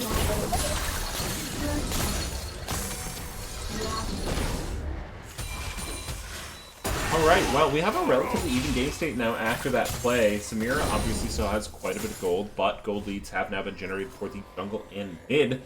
Dynamic duo we saw playing so well in last game for Lost Cause. Can Hax Defender come back down here, shut down this Vamira again? I mean, they've got the ball rolling. So, you know, now that they're on that track, Jinx is starting to come back. Might be able to make those plays. GRIDDY4GOD Top lane. on the receiving end, a that's little bit of not good. needlework, but still wants to take the fight. Allier actually taking quite a bit of damage here as GRIDDY4GOD looks like they're just going to be winning this top lane for now. You have to hit all the needleworks, and I think 2 of them go wide there, not quite connecting on the target. Okay, so if you didn't catch it right there, Rayun is one of these minions in the bot lane. But Lost Cause know that. They saw Rayun it. turn into the minion and walk out of the bush because they had it warded. Rayun now going to pop out, is going to hit by Wind becomes Lightning, Crescent Guard going to be utilized, but Rayun is within this circle, now going forward, Vamira, but they are going to be the target. But the turret, there goes the stopwatch we talked about so long ago. And now Hax Defender going to have to use the Lulu on Rayun's going to take so much damage with the TV coming through. Small Sushi finds him the back line and Lost Cause. Again, they find the counterplay using their deep vision so elegant. We saw this last game from Rayun in the bot lane on the Syndra, and now Small Sushi has the vengeance coming through. Absolutely beautiful execution. And you called it. They knew. Defender made the smart engage using Crescent Guard early in the fight. And a really clean execution there. They're going to be rewarded with the gold lead. No Drake available to pick up. That'll be coming in about a minute, and we'll definitely start to see a very contentious movement into sort of a mid-game point. It's a little early for that still, but kind of there. Let's see if this waffle is done. It looks great. Okay. Here, Lou. Oh, chat. I tell you, these waffles getting crispy. Like, No soggy bottoms here. I want some of that. That sounded so good. I do want to see, I don't know, does anyone in chat know how you ship foods? Because it would be kind of fun to ship like a batch of LBLC. You know? I mean, you have to get them, like, if it's batter, it needs to be fridged, right? Yeah. If it's frozen, yeah, it needs like a freezer truck or something. Or dry ice. I'll just do dry ice shipping. Dry ice plus overnight. What was the? Wasn't there like some pink sauce thing that God. like they were shipping it and it wasn't in any like food safe, you know, like I don't know about pink transportation. sauce, yeah, man. That's the mail. Thank you, Zin Money. We're not getting into the pink sauce, guys. It's not happening. This is a weird matchup here. Allier versus the Vamira down on the bot side. Small Sushi versus GRIDDY4GOD.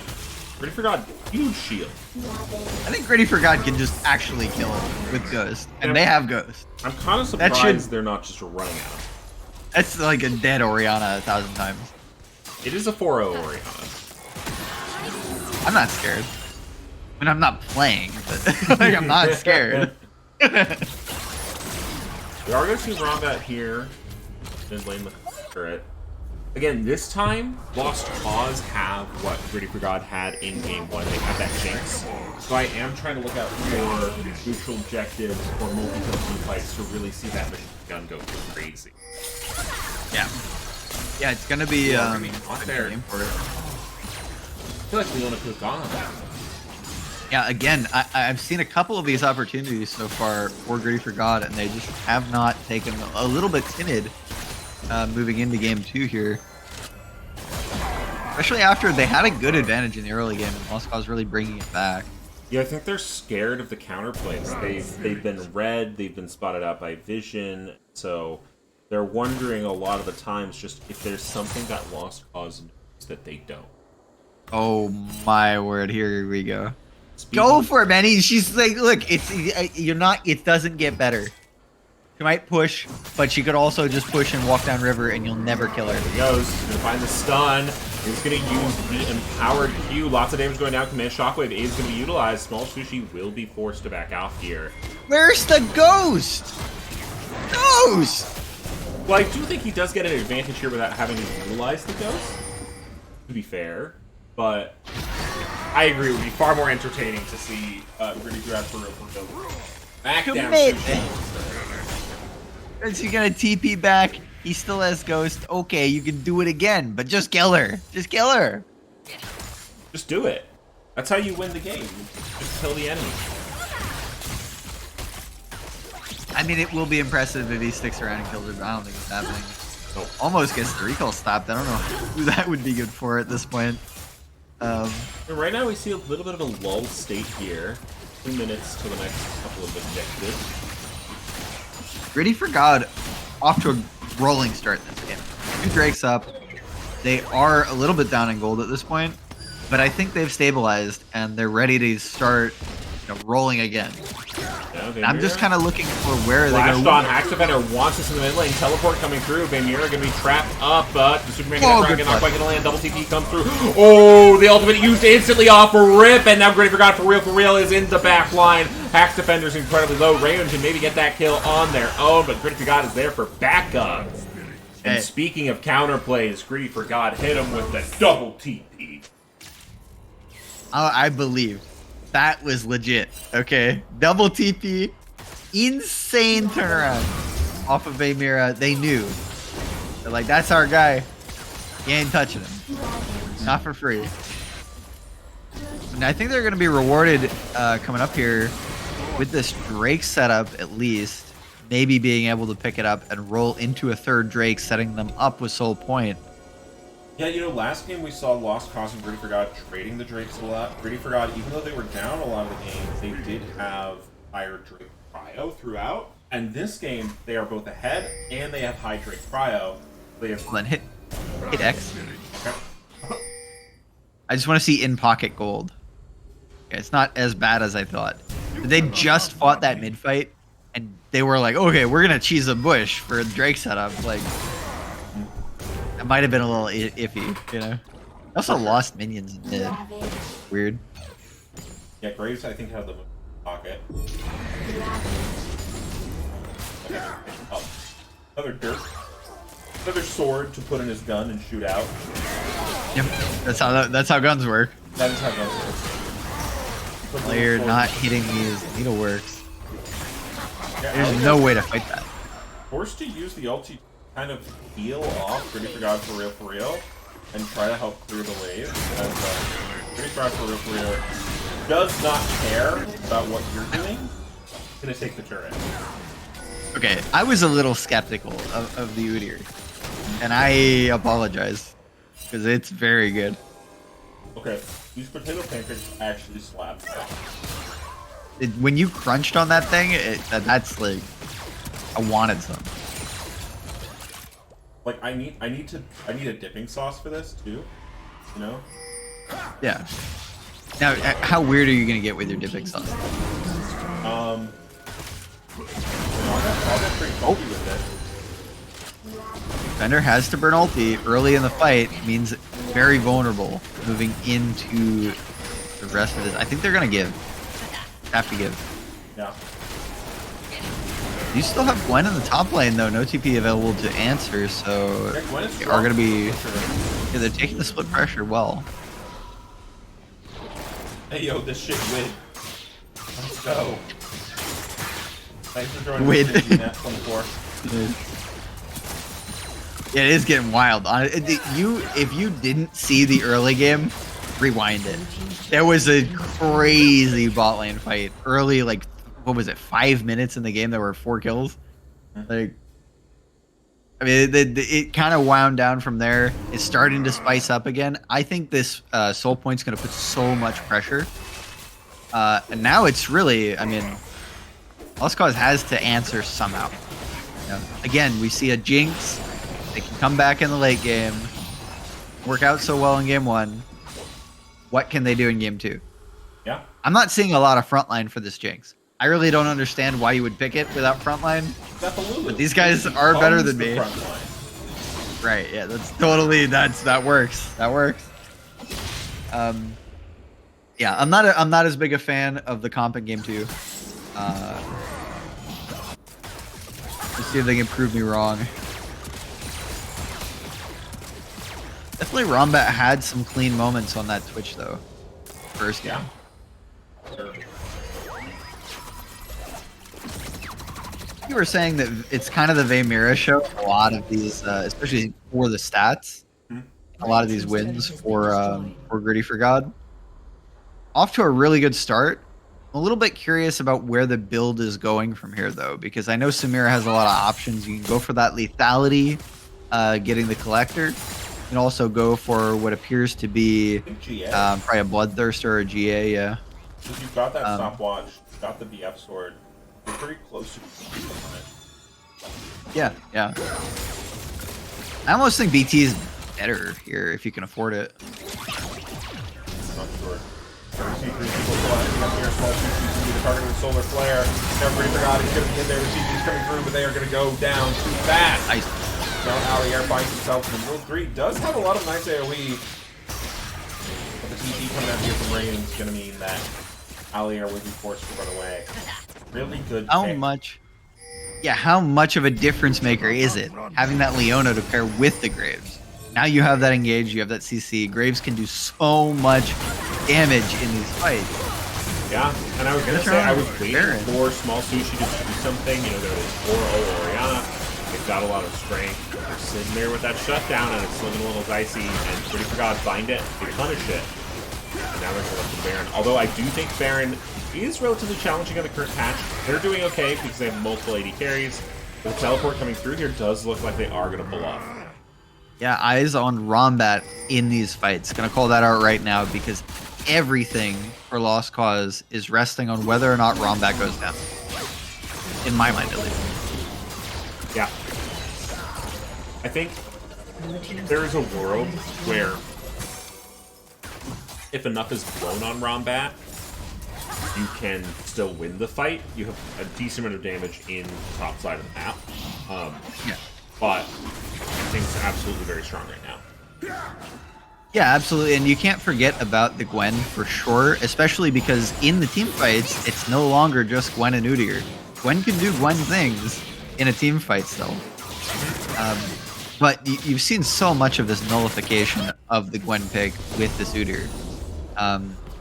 And, you know, it makes me feel like moving into the team fights, it's going to be still pretty difficult for the Gwen to really hit that stride. Yeah. Yeah. I'll have to see what happens. I kind of want to see a whole culprit. If this is how you're going to be playing your top laner, I want to see you commit to the split push. Really, really force the issue. Make it a problem. Get to their input. Say, you have to send 1, you have to send 2. I'm a Gwen, I will do your whole health bar, and I will take your whole base. Don't stop me. Yeah, it's a weird thing. I mean, because especially you see these different item choices and you can get a lot of variety. We're talking a lot about how Udyr has so many build options. But, you know, with any of these champions in the right circumstance, you can get a little weird with it, you know? Atypical strategies can be good in different circumstances. Here we go. Solar Flare is going to be used down. Axepender trying to build the space using the Crescent Guard. Small Sushi is going to be alive for now. Axepender getting a lot of tanking through. Vamira going to block the Super Mega Net Rocket in the backline. Rain finds the hole! And Alair's not going to be long for this world. Small Sushi's trying to do the damage, but Jungle Diff Copium is looking for it. Just going to pull off, pick up that Drake. Magic is happening here. And GRIDDY4GOD, they said we want soul, they said we want the fight, and I think pretty soon they're going to want the base too. They're going to pick this up. Ultimate from Rayun was so incredible. Absolutely ridiculous. The setup as well. GRIDDY4GOD, you see this Udyr, you're like, man, he's jumping into the fight. He's got nothing. He's got a single target CC, you know? They all try to turn. They turn their heads. They turn their bodies. They're gonna start shooting at the guy. You know. Suddenly, here comes another flash. Rayun, huge Nico ultimate, turns the fight on its head, and that is explosive. That is fire from this Gritty for God team, and they're looking for it. They're hunting for a win. They want it right now. Yeah. They're looking aggressive, but Lost Cause are looking to bite back. They're setting up in this corridor, getting vision around the Baron. Stop the game, and it looks like they are going to go live. Whoa, the Fnatic bush. Oh no. Wait, Bob the Penguin can't fit? Okay. Found his flippers. Okay. Yep. You guys don't move. You're bugging the vision. Hey guys, chill. Buns sees them in time, flashes over the chopper. Who is it that's clicking around? Just stop. You know, I feel like especially high tier league players, they can't stop clicking. You know? And They're just like I get it. Like, but sometimes, you know, it changes the entire game if you just hold your character still for like 10 seconds, you know? sometimes less is more. Yeah. It's the struggle. It's the struggle out here. And the missed opportunity, they do burn a flash, but it's Steam Bun Buns. Like, that's not the biggest deal. They own a Hex Flash available. You have Allier trying to match Gritty for God for real in the side lane again. Don't know how that's gonna go. They're up against the turret, so I think it'll be a little bit safer. And you're looking very aggressive. Yeah, and I like to see this. They do have that flank angle again out of Ryun, looking for it off the top side. Call it a flangle. Yeah, little flangle thing going on. He's flangling. Little flangle dangle. Got a pair of TPs in the bot lane as well, so the answer could come through from both sides. And both teams are just gonna handshake this. They're gonna chill. Jungle Diff Copium is in the pit, but I don't think they're gonna commit just yet. Just yet. They are going to look onto Bob the Penguin here, going forward, using that yellow moves. Preston Star's going to be utilized, but Vamir is going to be on your back line, and you don't want that. That's rough. And somebody has to face check with the vision control that's going on. You know, but you really do want your team behind you when you do it. Yeah. And now with Jungler Dread, you have to imagine they're thinking about this Baron. Oh, yeah. Do you know what just happened? No? Rayun turned themselves into a pink ward. Oh my. The small sushis looking at this bush. All they're seeing is pink ward. What? Yep. We'll see in a second. Here, see the pink ward's moving. There it goes. There's the ultimate. They're gonna get the Baron. And here comes small sushi. Didn't know that the pink ward was actually an eco. Okay, Riot, please, then. That's good, insane. though. That's so good. That's so funny. I know. Awesome. This is gonna be a great awesome series play. to play. I'm happy to be here. Honestly, this feels amazing. Gritty for God, I'm having fun. stop. Now he's gonna find himself in the middle of two. He's gonna instantly use that ghost to try and get away, as these two have quite a bit of damage. Supering a Death Rock and not gonna collide. But two. I thought ultra Rombat use was gonna there. melt. Yeah, that's big. And honestly, Gritty for God is not gonna be missing that HP for long. Oh, they're coming up here in a minute 50.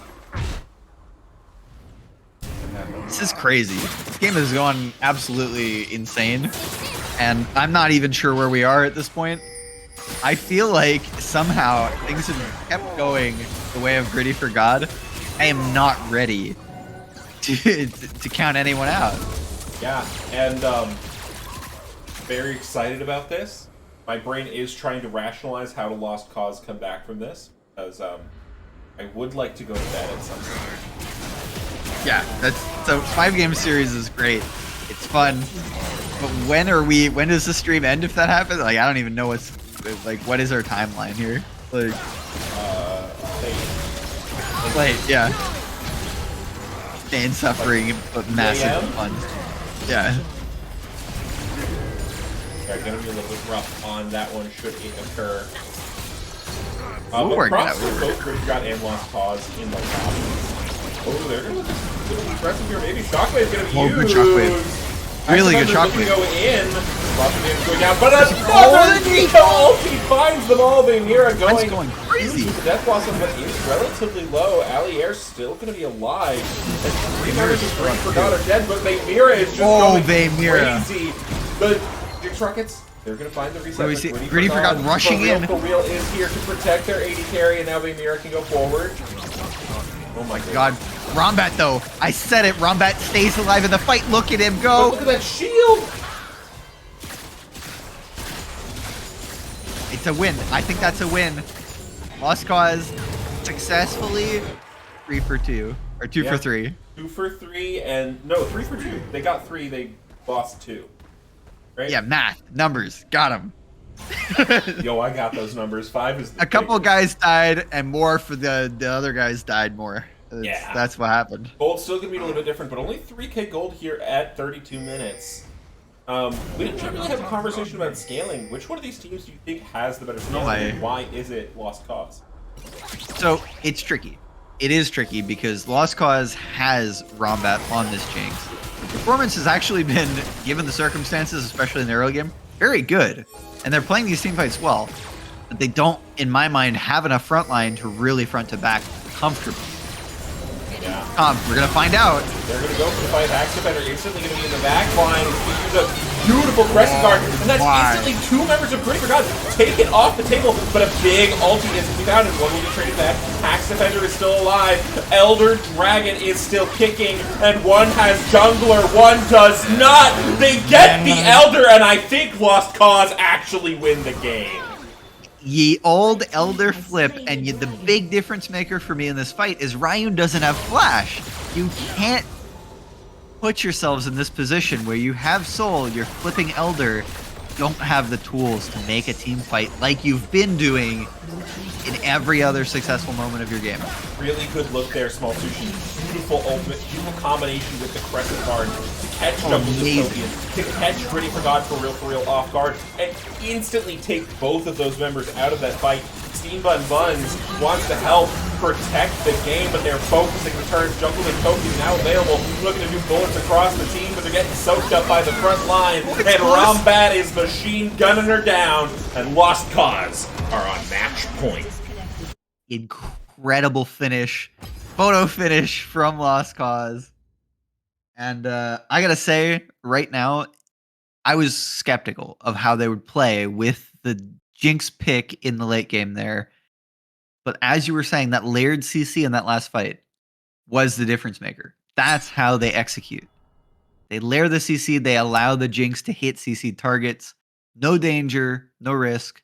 Nico's still pushed to the back by that Crescent Guard. Lost Cause did win that one, right? I'm in disbelief, and I need to pick the Schmeckle. Yeah, I mean, it would be your fault, obviously, if it was wrong. Yeah. But clearly. Yeah, pointing that out right now before we get but yeah, Lost Cause won that. Yeah, really incredible finish. I will say the only criticism I have for either team is I don't love the decision to go for Elder there from GRIDDY4GOD, just knowing that they have Soul.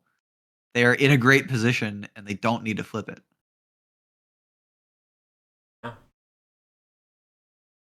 Flip it indeed. Well, let's talk about draft adaptation. Oh my. So, okay. You got rid of the Jarvan. The game looked better. So I think you keep that out, right? Yes. Absolutely, that's a big win. I'm going to say it right now. I don't know what their attachment is to Graves. I am not impressed. Straight up, I don't think you need to pick it. It's not. It doesn't feel like a win.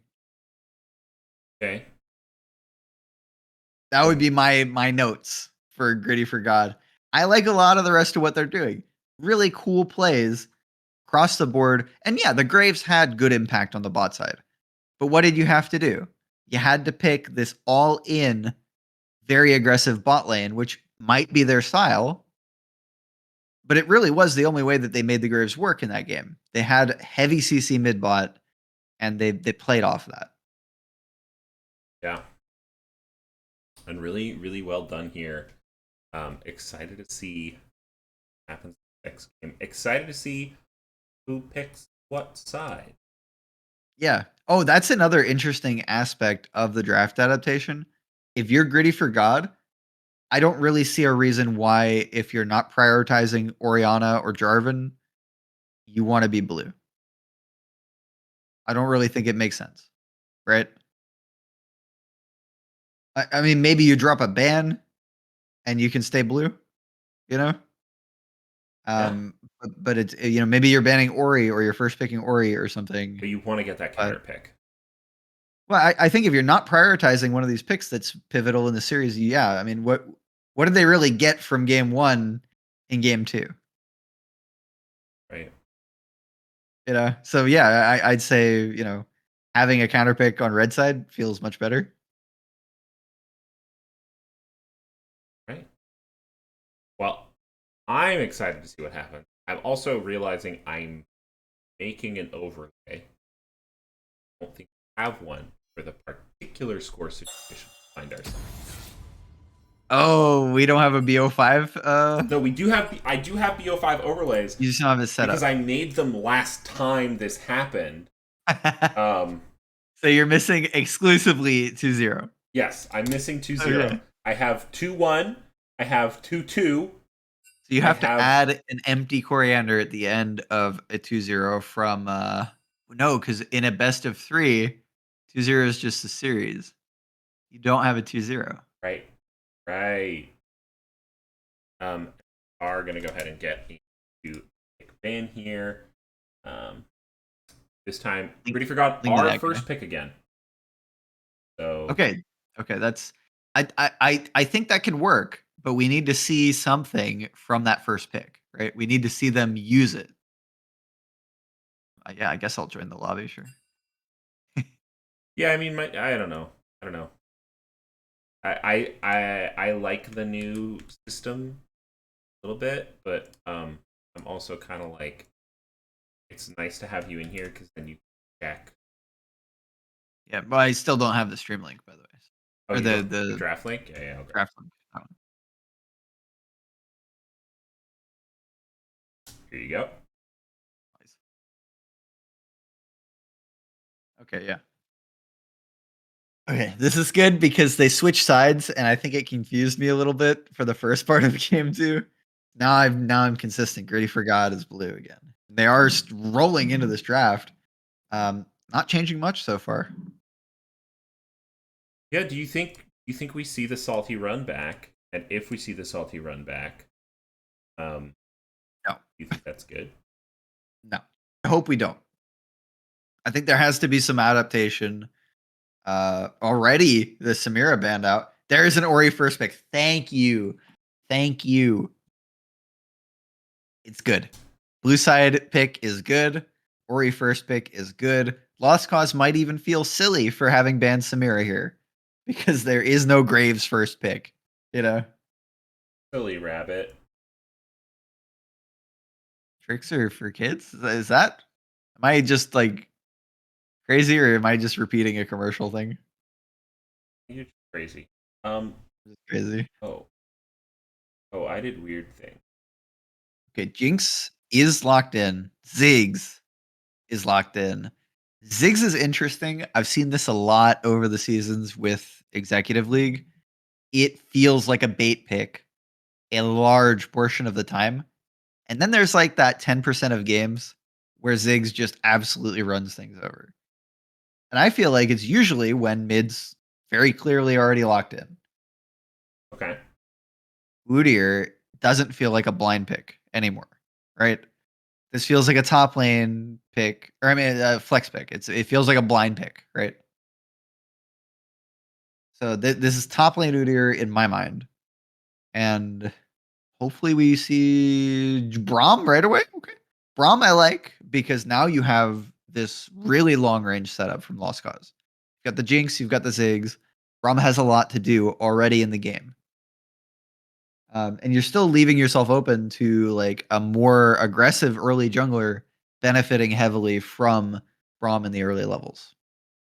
Yeah. Or like at any point. But I like this. I like these adaptations. I like what's going on. Gwen anyway? Okay, that's because you're never gonna see a Gwen ban, right? Like here. Yeah, because they said, oh, the Gwen counterpick works. So Yeah, Udyr is good. So like why? Udyr did good. So no need to get that out of here. No need to yeet that. Yeah, and you already see they don't have the jungler locked in. So like what are we getting? We're gonna get a Xin ban probably, right? I wouldn't be surprised if we saw a Xinjiang ban. I'm interested by the Bel'Veth ban. They are leaving jungle for late pick, so they can be going for.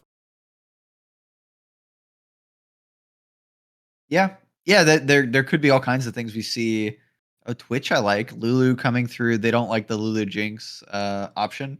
Heimerdinger? What? Whoa, is this Heimer Zig spotlight? I love this so much. Or is this Heimer bot lane Zig It's mid? Like it's or- it could be Heimer top. Heimerdinger jungle, baby. Patented. Oh, Let's go. Where is Gwen gonna go, right? But like, It so could be I Gwen don't jungle. know. It could be Gwen Yeah, jungle. that's what I'm saying because they picked the Gwen, and I was like, well, Udyr beat the shit out of Gwen. Like, why is that good? You know? Yo, can I just say thanks to all the Steam Bun Bun fans in the chat? Y'all are showing out. Y'all I'm are feeling showing a out little for your bit like a favorite Steam Bun Bun player. fan myself. Yeah. All I'm Yeah. gonna say. Yeah, a little bit. Say it. They have good, you know, developing over the series, like it's happening. Yeah. I mean, really, when an 80 carry gets fed, it's the support that did it, right? So Yeah. breaking out that Also- fine silverware last game, really good performance, even if they didn't ultimately get the W. Just gonna point this out: when a support gets fed, it's also the support that did it. True. And It's when a 100% mid laner gets fed, it's a roaming support that did it. many times, yeah. And when a jungler gets fed, it's because the support set up the gank well. Yeah, but if a top laner gets fed, it's literally no one can take credit. It's just random. Yeah, it's literally like the universe flipped a coin, and it said, "Oh, you get to your top win." And that's how the game works, guys. Pay attention. Listen to your teachers in school, kids. All right, after the draft, I don't really know what the hell's going on. Lost Cause picked 5 champions, and I don't know where any of them are going. Yeah, so I am going to move us on over to the client so we can see where these champs end up going. I'm quite strong. Yeah, this is weird. This feels weird. Who dares defy Right? my will? Your emperor I mean, shall return. Lost Cause, they're up 2-0. It's a 5-game series, so maybe they're just saying, hey, we want to cook. Let's cook. Yeah, definitely. And I think a big part of this is like, okay, that's Maokai jungle. So what do we have? Do you have anything crazy here? Ziggs is probably still mid.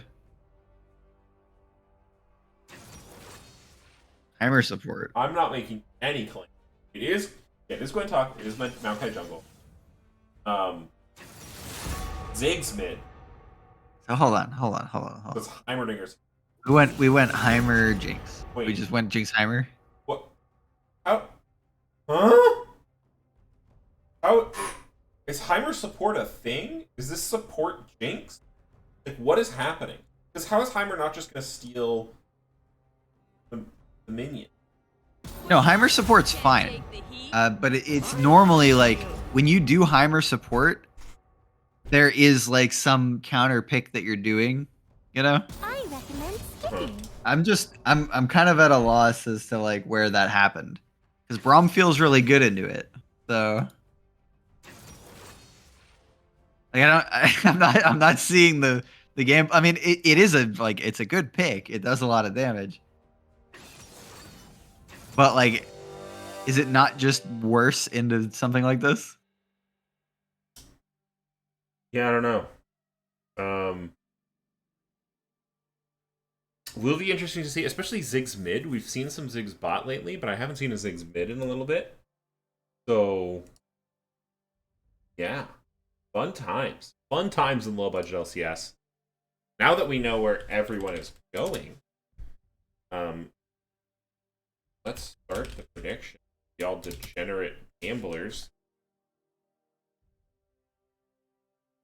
So here's the thing that keeps happening in this. Every team that's on red side since game 1, and they've switched sides once, so I guess this is mostly just lost cause at this point. Red side has just picked a team that has like 1, maybe 2 CCs. Right? They just have a really hard time getting into fights. And they pick no frontline for a Jinx. True. Well, Maokai. You got 1 dude, right? Other team got 3 dudes. You know? Mhm. Front to back is not fun. Okay. There's way more CC, way more team fighting, way more frontline for the blue side in every game of the series. And I feel like now that we're seeing the red side draft, you know, we're missing a lot of the elements that made them a little bit more able to go for the picks. I'm not confident for Lost Cause here. Yeah, it is quite a different look on the Maokai. And a very different look in the bot lane. So I just don't know what's gonna happen. That's where I'm at. Yeah, well, we saw a few things change hands, right? Graves is gone. Bless. Thank you. We have Sejuani now, right? Orianna now onto Ryan, right? So that first pick away, I think is going to make a big difference. And then we look down to Steam Bun Buns on the Braum now, which is a little bit of a change up as well. And I'm just thinking like they've improved things. And I don't think that Lost Cause has on their end.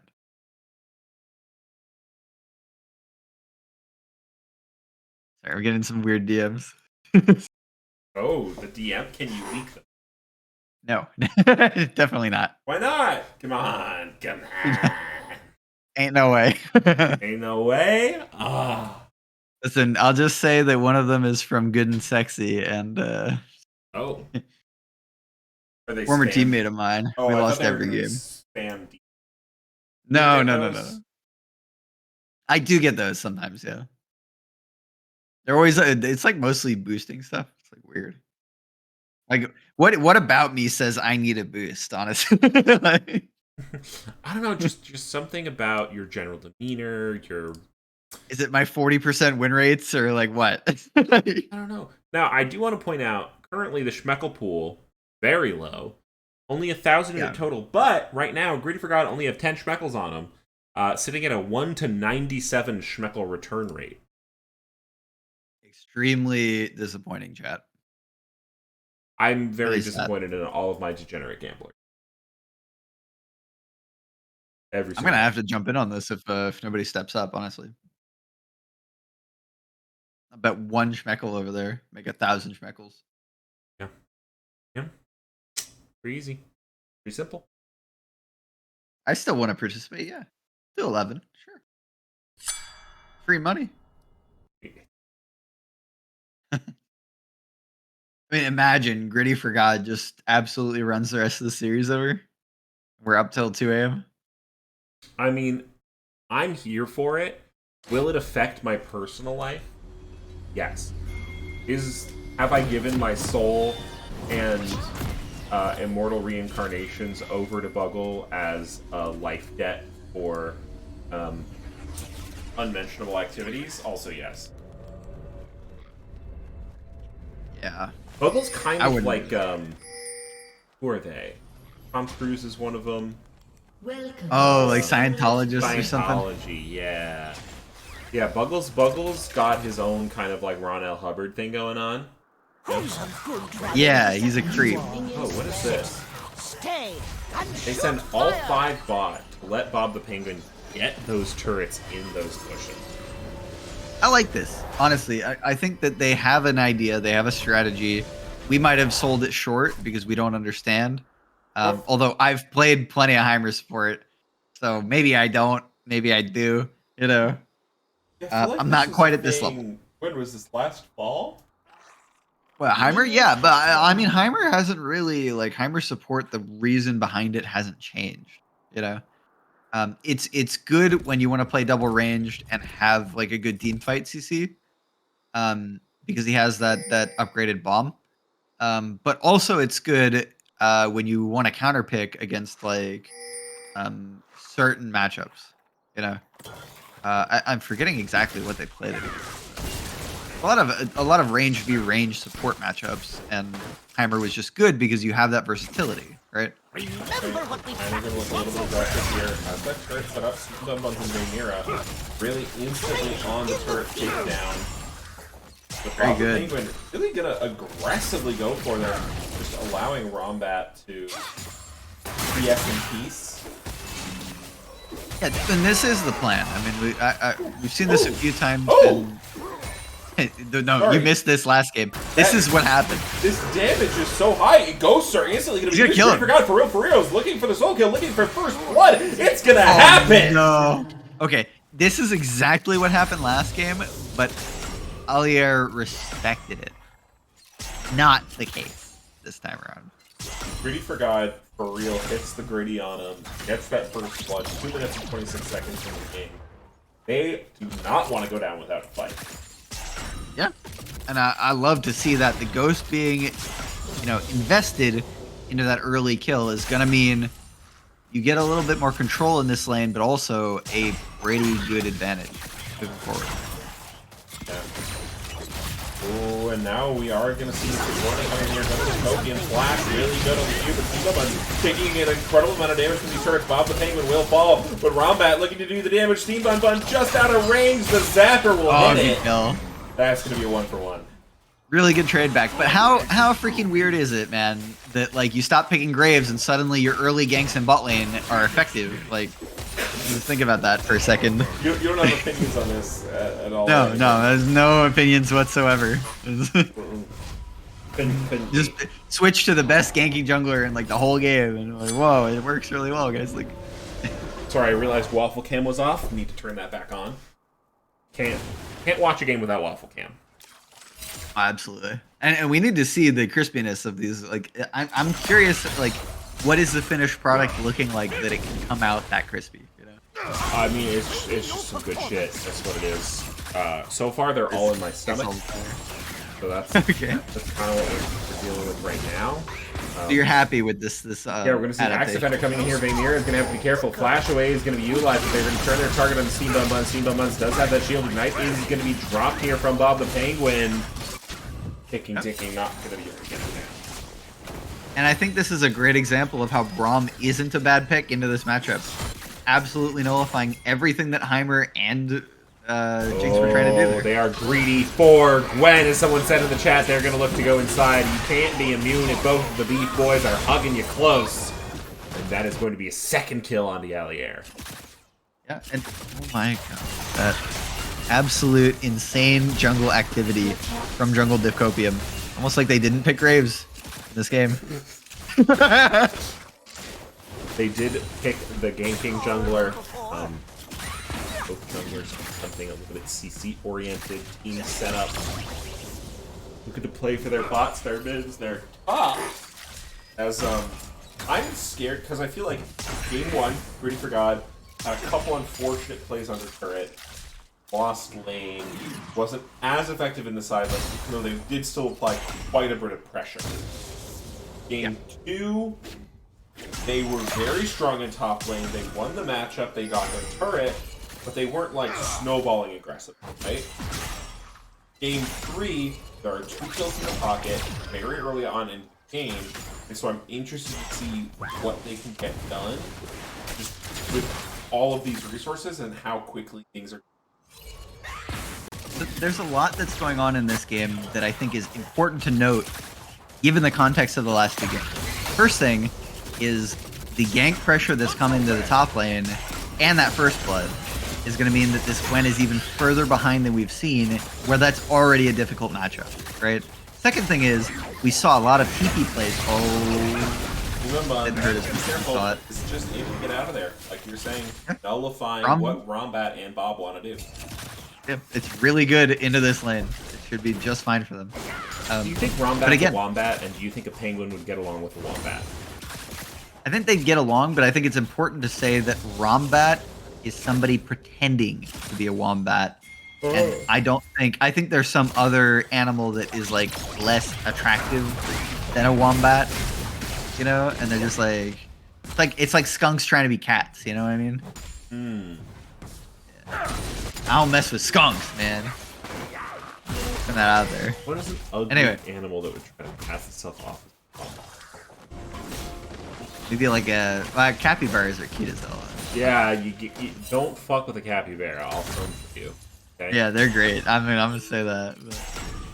No, okay. So I'm sidetracking me, man. We're talking about cute animals. It's messing me up. The other thing that's been a big factor in the series in Game 1 and Game 2 from both sides, TP plays bot, and I don't see how Small Sushi on the Ziggs is making a TP play bot. Well, really he might not be able to make a TP play, but playing the Ziggs, he can make an ultimate play, similar to how a Xerath will slightly roam, and then you throw ulti at bot. So you can still influence the fight to an extent, without having to burn that summoner spell, or put yourself in a large amount of danger. Yeah, absolutely. I'm looking back at the way the series has gone, and I think that's going to be a big detractor from the formula that we've seen. You know? Yeah, we have seen Rayan do pretty incredible things so far for GRIDDY4GOD. 100%. We go forward. The bullet time gets it done. Steam Buns and Vanera find Rombat the Wombat fake. Okay, that's really bad news. That's really bad news because your Jinx just got caught by a Braum that isn't level 6. Yeah. Not even... I don't think you can look at that in any other way than that really sucked. Like, and Vamira's getting ahead again. Early in the game, got the lethality build, banned away the Samira. I think it missed. Yeah. Really, really good look here from Vamira. Playing out a little bit. What's going to happen here? Ultimate going to be utilized. In the back, Hax Defender's looking, but the Dystopian also available. Going forward, Hax Defender looking forward, uses the flash, does get the kill, and now is trying to get away. But that is a Sejuani. The Sejuani has all the CC in the world, but not in range to pass it. Is going to use the Glacial Prison, but isn't going to follow it up. Yeah, that's rough. They get away clean there, and I don't think they're going to get anything back. They can't take the Herald here. Ooh. Sorry. No, you can. Yeah, they're going to get the Herald for sure. But again, this is Maokai's going to clear through and be faster on bot side. So maybe there's opportunities there. Could be some happening. You could take the dragon, although you need a little bit of the timer for it. You're going to do great. I think the Worlds logo kind of looks like a bumblebee. Yeah, no, I get that vibe. I like bumblebees though. They're cool. Yeah. I agree. Yeah. Bugs get a bad rep. There's some cool bugs. There's another question in the chat here from Loki. Jinx falling behind. What are the win conditions Lost Cause have since when is a Lost Cause? I think while Jinx is falling behind, she's still a definite condition. You can get a good fight going with a little 5v5. I'm gonna put this out there. Yeah. You cannot win this game as Lost Cause unless Ziggs is doing more damage than anyone else. That's what I think. Because you have to keep everybody at arm's length on your Jinx, or she's dead. She was dead in 2v2. You're gonna be dead in team fights for sure. Yeah, there's Look gonna at the be team a boar, comps. Like, there's gonna be a bear, and there's gonna be a boy coming at her. yeah, like it is real problems, and the way you keep people off of her is that thing. That's the 3Ds, baby. The boar, the bear, and the what? The boar, the bear, the boy. promise. Yeah, the boy. Speaking of bot He's lane, a we're gonna man. get another bullet time, and Rombat's gonna be forced to flash away, but Jungle Div Coach is here for the follow-up dive. He's just gonna show Chompers are gonna utilize Ghost and Fuse, and they're running now. Teleport can be used, and they're gonna turn onto Bob the Penguin. Steve Bun's taking, though, that's gonna be one too many turret shots. Axe Defender now available, and Bob the Penguin is doing some damage. Big Mira available. Vimira just went for it. Going forward, Bob the Penguin is going to fall, but will be stunned underneath the turret, and that turret is cooked. Allier now going to show up, and Vimira certainly is going to fall. Next on the target is going to be GRIDDY4GOD for real, and the gold goes in favor of Lost Cause. Where was that 80 carry going? Vimira just ran 2 turrets deep, greeting for the kill on the Jinx, and I think that absolutely destroyed their chances in that play. Great response from Lost Cause. Definitely not a Lost Cause in the bot lane anymore, as that got turned around pretty quickly, and you know they're gonna get pretty much all the rewards they could want. Plate goes over to Allier. They're gonna get the dragon. They're set up on the mid lane. They're not really punished. No. They've got money in their pockets now. You can hit that little X button and see Gwen now has a gold lead on the Udyr despite GRIDDY4GOD's immaculate performance. A little bit of a gold lead for Bob the Penguin over Steam Bun, but I don't know how much that in particular will matter. And in mid and jungle now, little gold leads there for Lost Cause. So really right now, the lead that belongs to GRIDDY4, or any amount of the lead that would belong to GRIDDY4GOD, a little bit behind, is all in the pocket of Amira.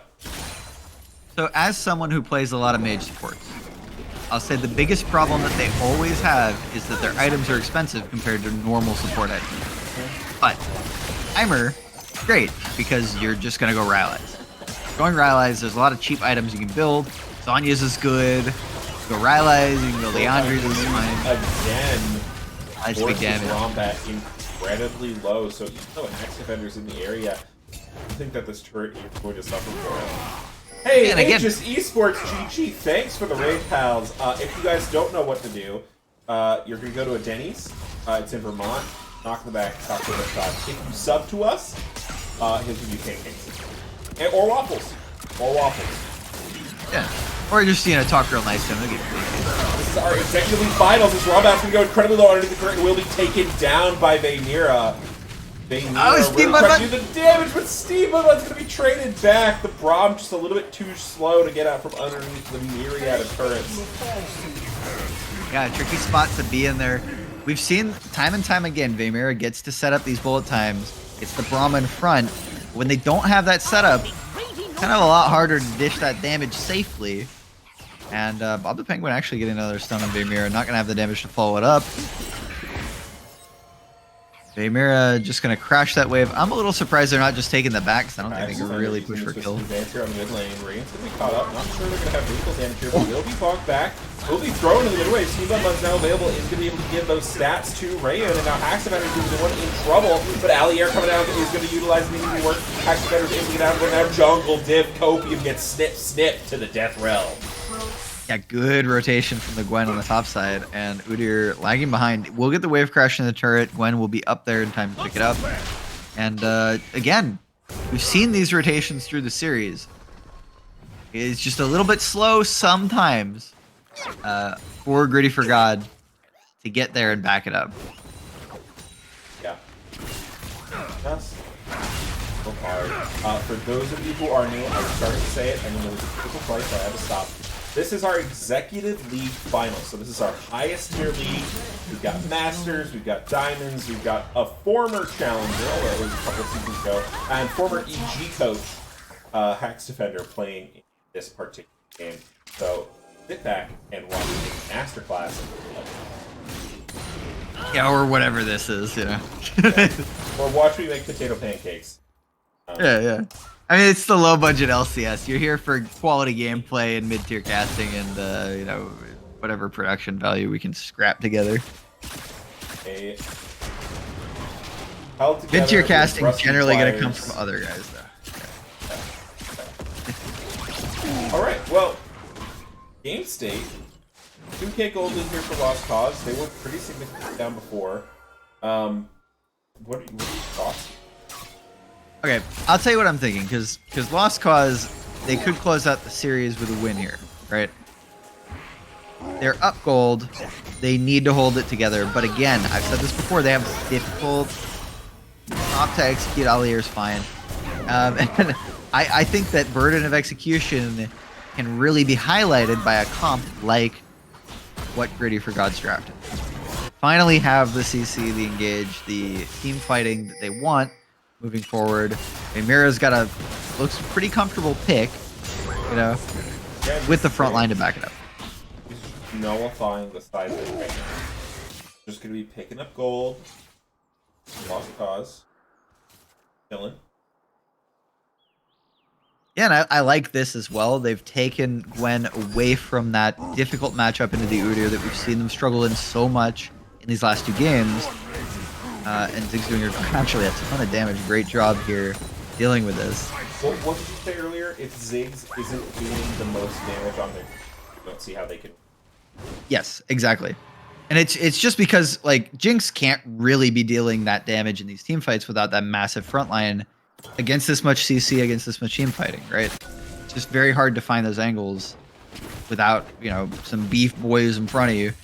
And so now you're looking at a situation where Ziggs has that little bit of extra range, has that reach, and is going to be the one initiating the damage into these fights without the fight actually being forced. Yeah. Lost Cause are just going to be able to pick up that dragon uncontested. Unsure if GRIDDY4GOD were just not set up for them or what, but that will go into their pockets. Missing. Yeah. Thrown to the Herald. It's that decision to put bot lane top, and they're just kind of comfort farming up there, you know. Maybe it's missed macro opportunity. Maybe this is smart. It's only second Drake, so we'll see. We'll see. Nothing critical yet. Is interesting to watch. As Steam Buds and Amira are looking for damage onto this top lane turret here. And, you know, I do have to credit Bob the Penguin has been doing a really good job keeping some amount of control in this topside river. Maybe one of the reasons they didn't go for that Herald trade is that Bob the Penguin has been in here, has been annoying them. Throwing down wards, throwing down turrets, this, that, and the other thing. Yeah, and I think it was Beryl, right, that popularized the Heimer support pick. So, Every single time that Beryl played this, he looked like a massive inter. It was like 10 deaths and like... GRIDDY4GOD for real wants Small Sushi. We're seeing that Ghost being utilized, something you criticized before actually last game. Small Sushi taking quite a bit of damage, is going to try to get over this wall. GRIDDY4GOD for real. Small Sushi. That was a crazy satchel. Yeah. It's going to be out of there. Yeah, really, really clean. But no, you're right. I had some complaints that GRIDDY4GOD wouldn't take that fight in the top versus mid matchup with Ghost up.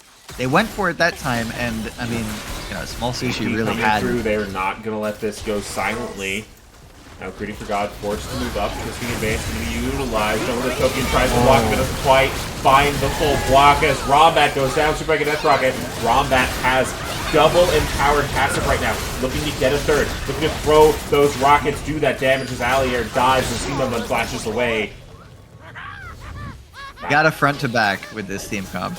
If Braum isn't blocking those grenades from Heimer, if you aren't setting up that MF ulti, what business do you have being there? And they found out. They found out right away that they had no business. It was so tragic because Jungle Dystopian tried so hard to block that twisting advance for the Orianna and just would not get in front of the character model, leading to both of them going down. Yeah, absolutely tragic. And it's one of those tricky things where you're trying to kite back as Orianna. You end up moving because the wall is at that angle. You end up moving out from behind your tank, who is, you're right, desperately trying to block that for you. And both of you are in that Ziggs ulti, CC'd, unable to escape.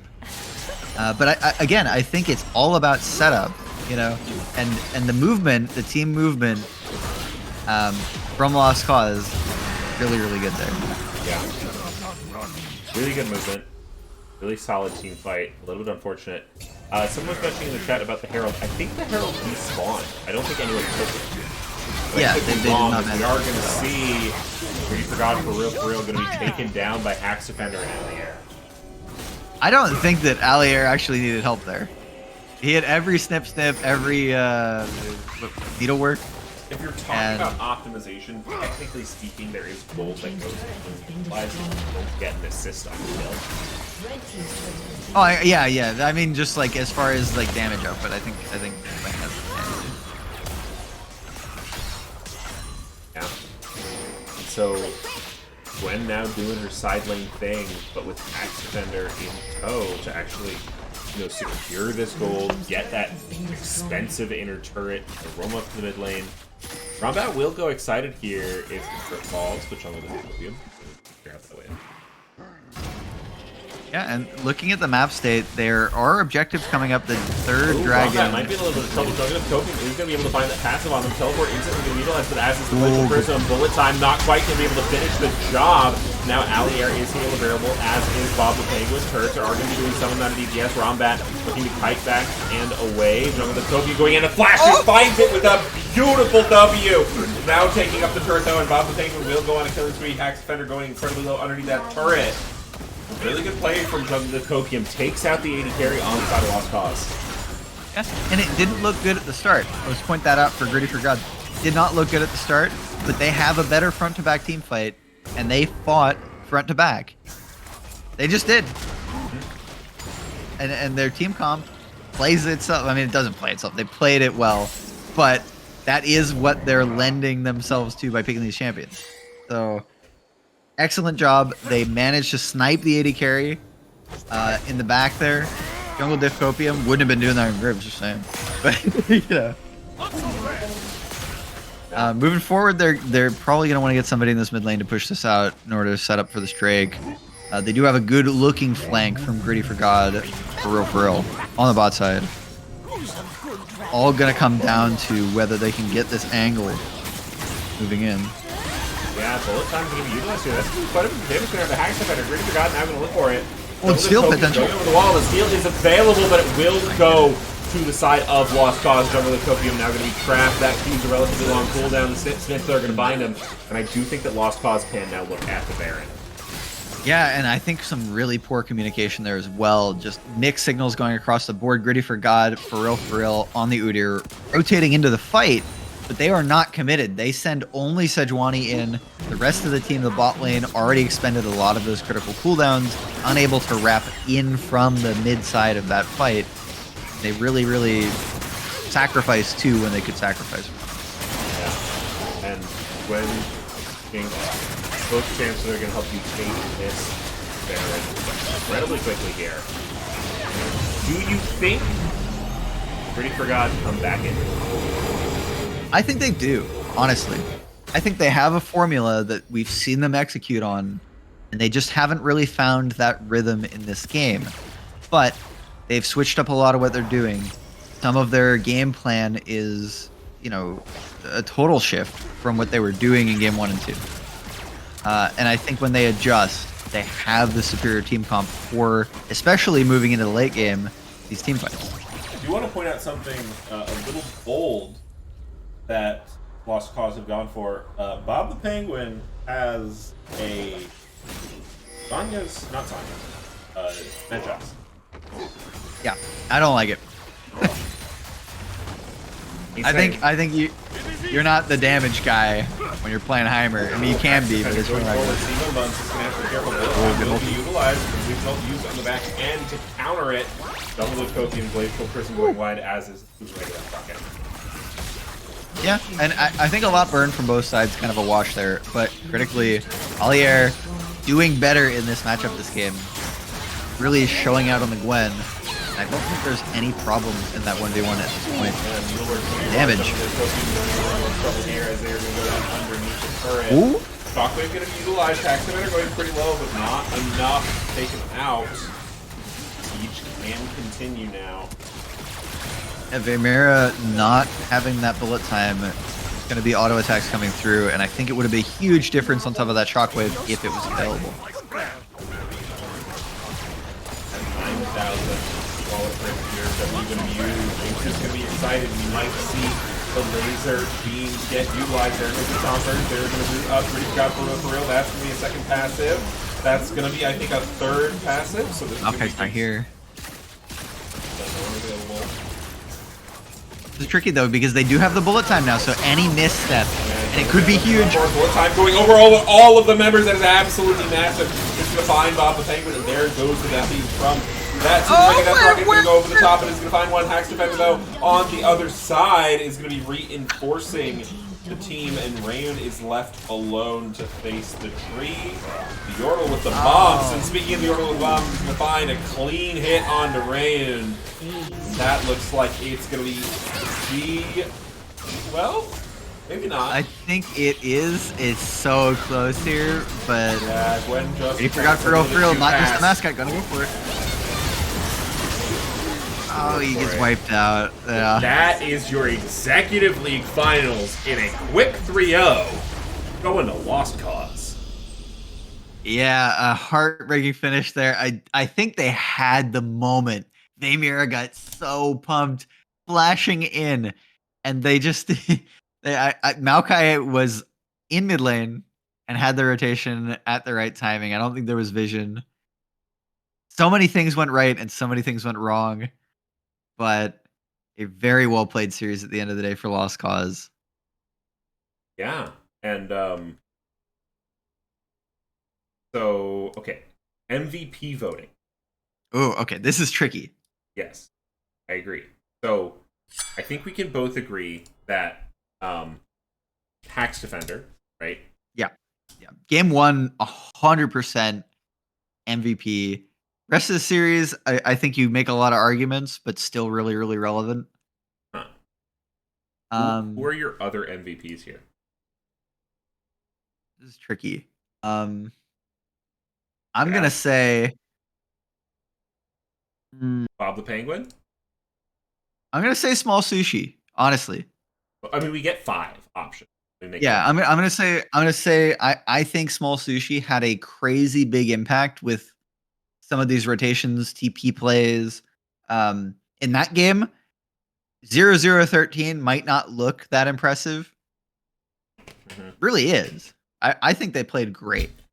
So I'm gonna say, X Defender, obviously, game 1, very, very strong. Really good showing across the board. Small Sushi's my number 2. If I had to pick a third, I think we throw Bob the Penguin on there.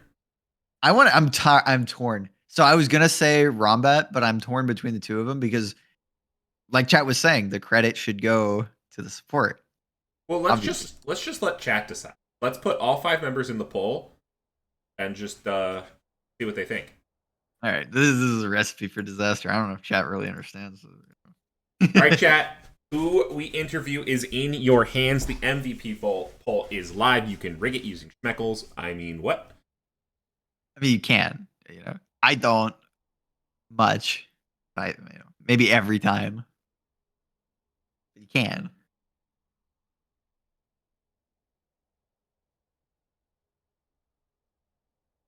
Oh, it costs 100. Yeah, 100 smecks for every. It shit ain't cheap. It ain't cheap, Yeah. bro. True. You're right. Does it say how much you rigged it with at the end? Only the person who uses the most schmeckles. All right. Chat, you got this. You guys got it. Right. You got this, chat. Come on, chat. Get her done. Get her done. Max Defender taking the lead. You can post here.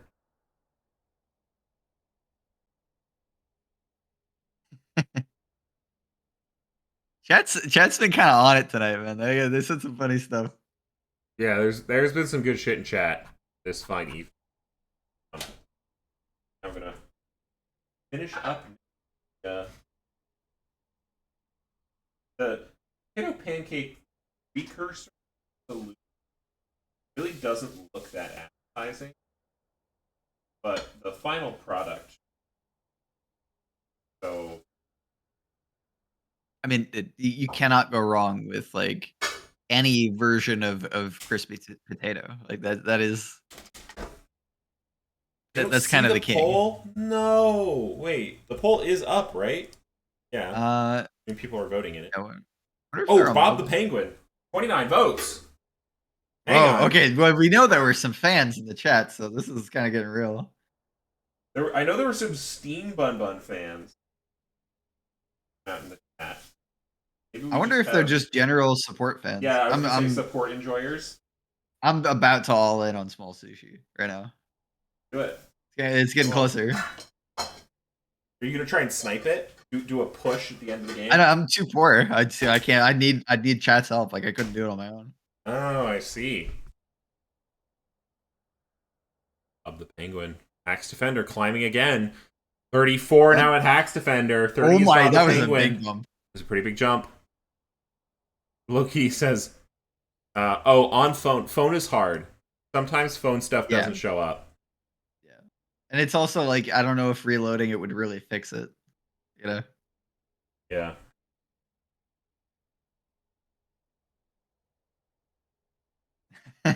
Leona Fen, yeah, respect. All The right. very interesting champion.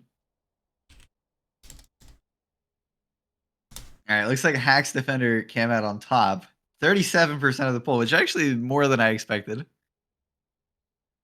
I'm a little surprised there weren't more Rombat fanboys. Like, if there was a big push for Bob the Penguin, like, where's the ADC love, honestly? You know, I mean, I'm not here for it at all. But, like, somebody should be. Yeah, absolutely. And with that, welcome Hacks Defender to the broadcast. We know you have many titles, but I think you have added a very important one today. Congratulations. How are you feeling?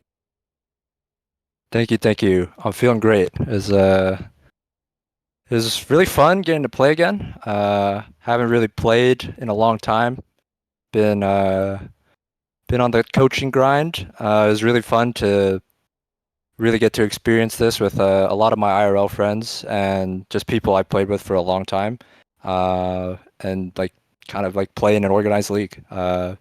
A lot of the leagues out there, we don't really like they're very like tough to play in because we're either like really like either someone of our team is barred or the elos are too high. This was kind of like the really nice sweet spot, and honestly, the whole season just grinding scrims and you know prepping, getting ready for matches, and showing up every week it was a great experience. Awesome. So off the back of that, we're talking a bit about your new experiences in the league, but I want to talk to you a little bit about where you're drawing from the experiences you've had. Were you taking more of like a shot calling or drafting role moving forward with this team, or how did that really play out? Yeah, I did a lot of prep and just like kind of picking out champions for us to play, champs for us to practice. But everybody on the team did their own part. Everybody on their team had their special champs. Bob the Penguin on his Heimer, Allier on his Gwen, Sushi on his Zigzori, like Rombat on his Swain. Didn't get to see it this series, unfortunately. But like everybody's got their own flair to it. I'm just kind of like the guy. I bring it together a bit, both in the comms and in the prep. But I mean, everybody on the team is important. Yeah, so talk to us a little bit. I mean, we were both pretty surprised by your Game 3 draft. Was the Ziggs always going mid? I guess I can share that now. The season's over. Yeah. We don't really flex the Ziggs. Not a big Rombat is not a big fan.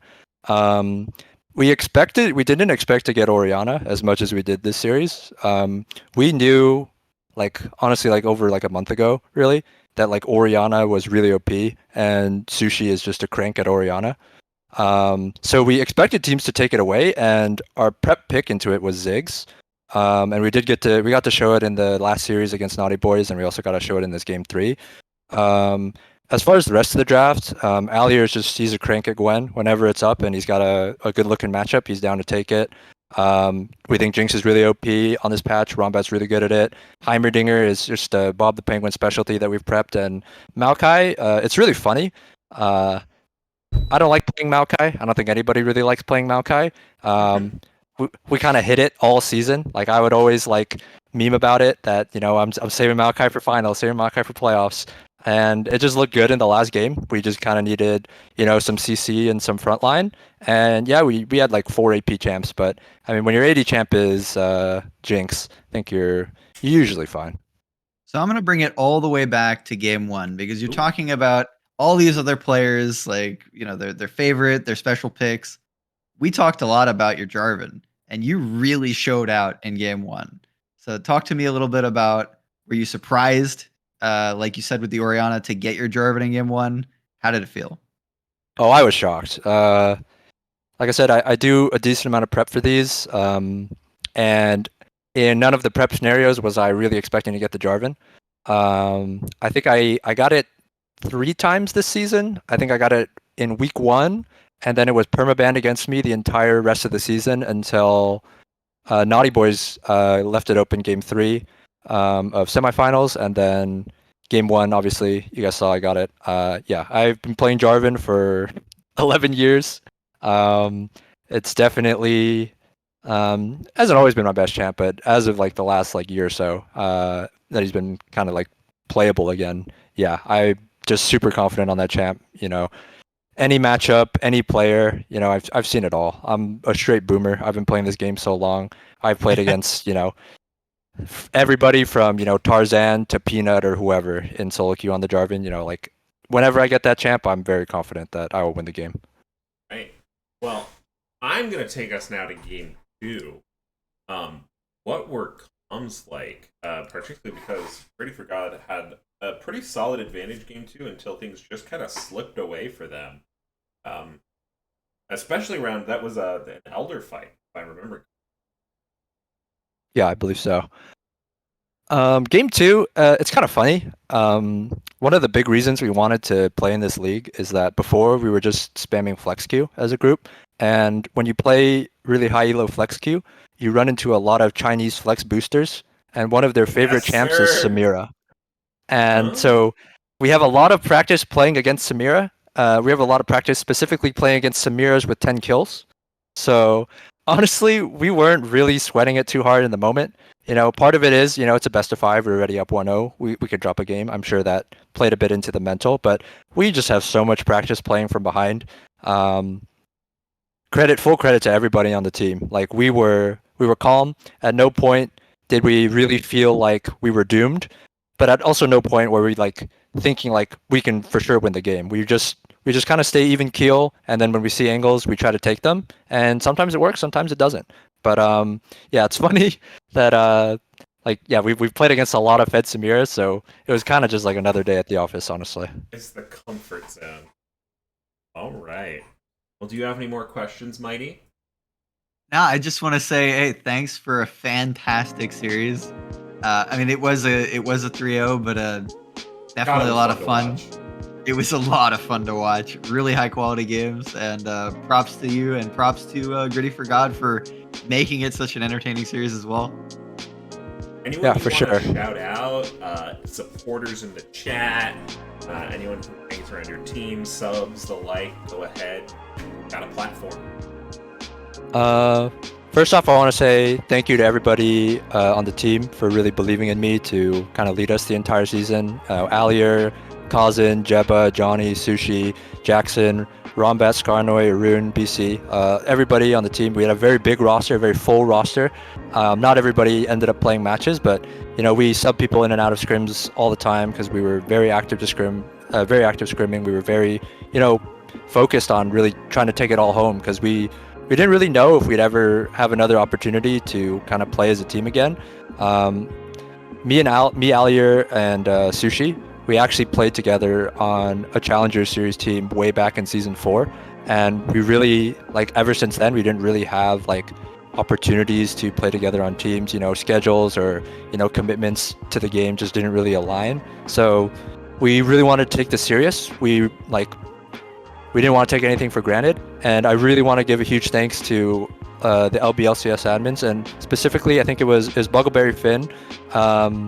He really when we submitted our roster, it looked like we might not be able to actually play with our main roster, and he really helped us, sort everything out and really allow us to, go on with the season and really, end up here. So I really just want to thank everybody involved with LBLCS for making it happen, and once again to all my teammates for believing in me the entire season. Huge thanks to them too. Alrighty. With that, I actually have one more question for you. Who should we raid? I'm looking at who's streaming right now. Doesn't look like any of the leagues are, but let's see. Trick2G, Pecking Wolf, Wild Turtle, Cowsep, Pobelter, Polypuff. All streaming right now. I don't know if you have someone in particular who's streaming that we can direct or find folks over towards. I don't think I've watched a League of Legends stream in many years outside of LPL, LCS. So, you got it. All right. I believe in you. Let's just go ahead and raid Polypuff for fun. It's been real. Thanks everyone for joining us for the Executive League Finals. Economy League Finals are coming up this Sunday, so do stay tuned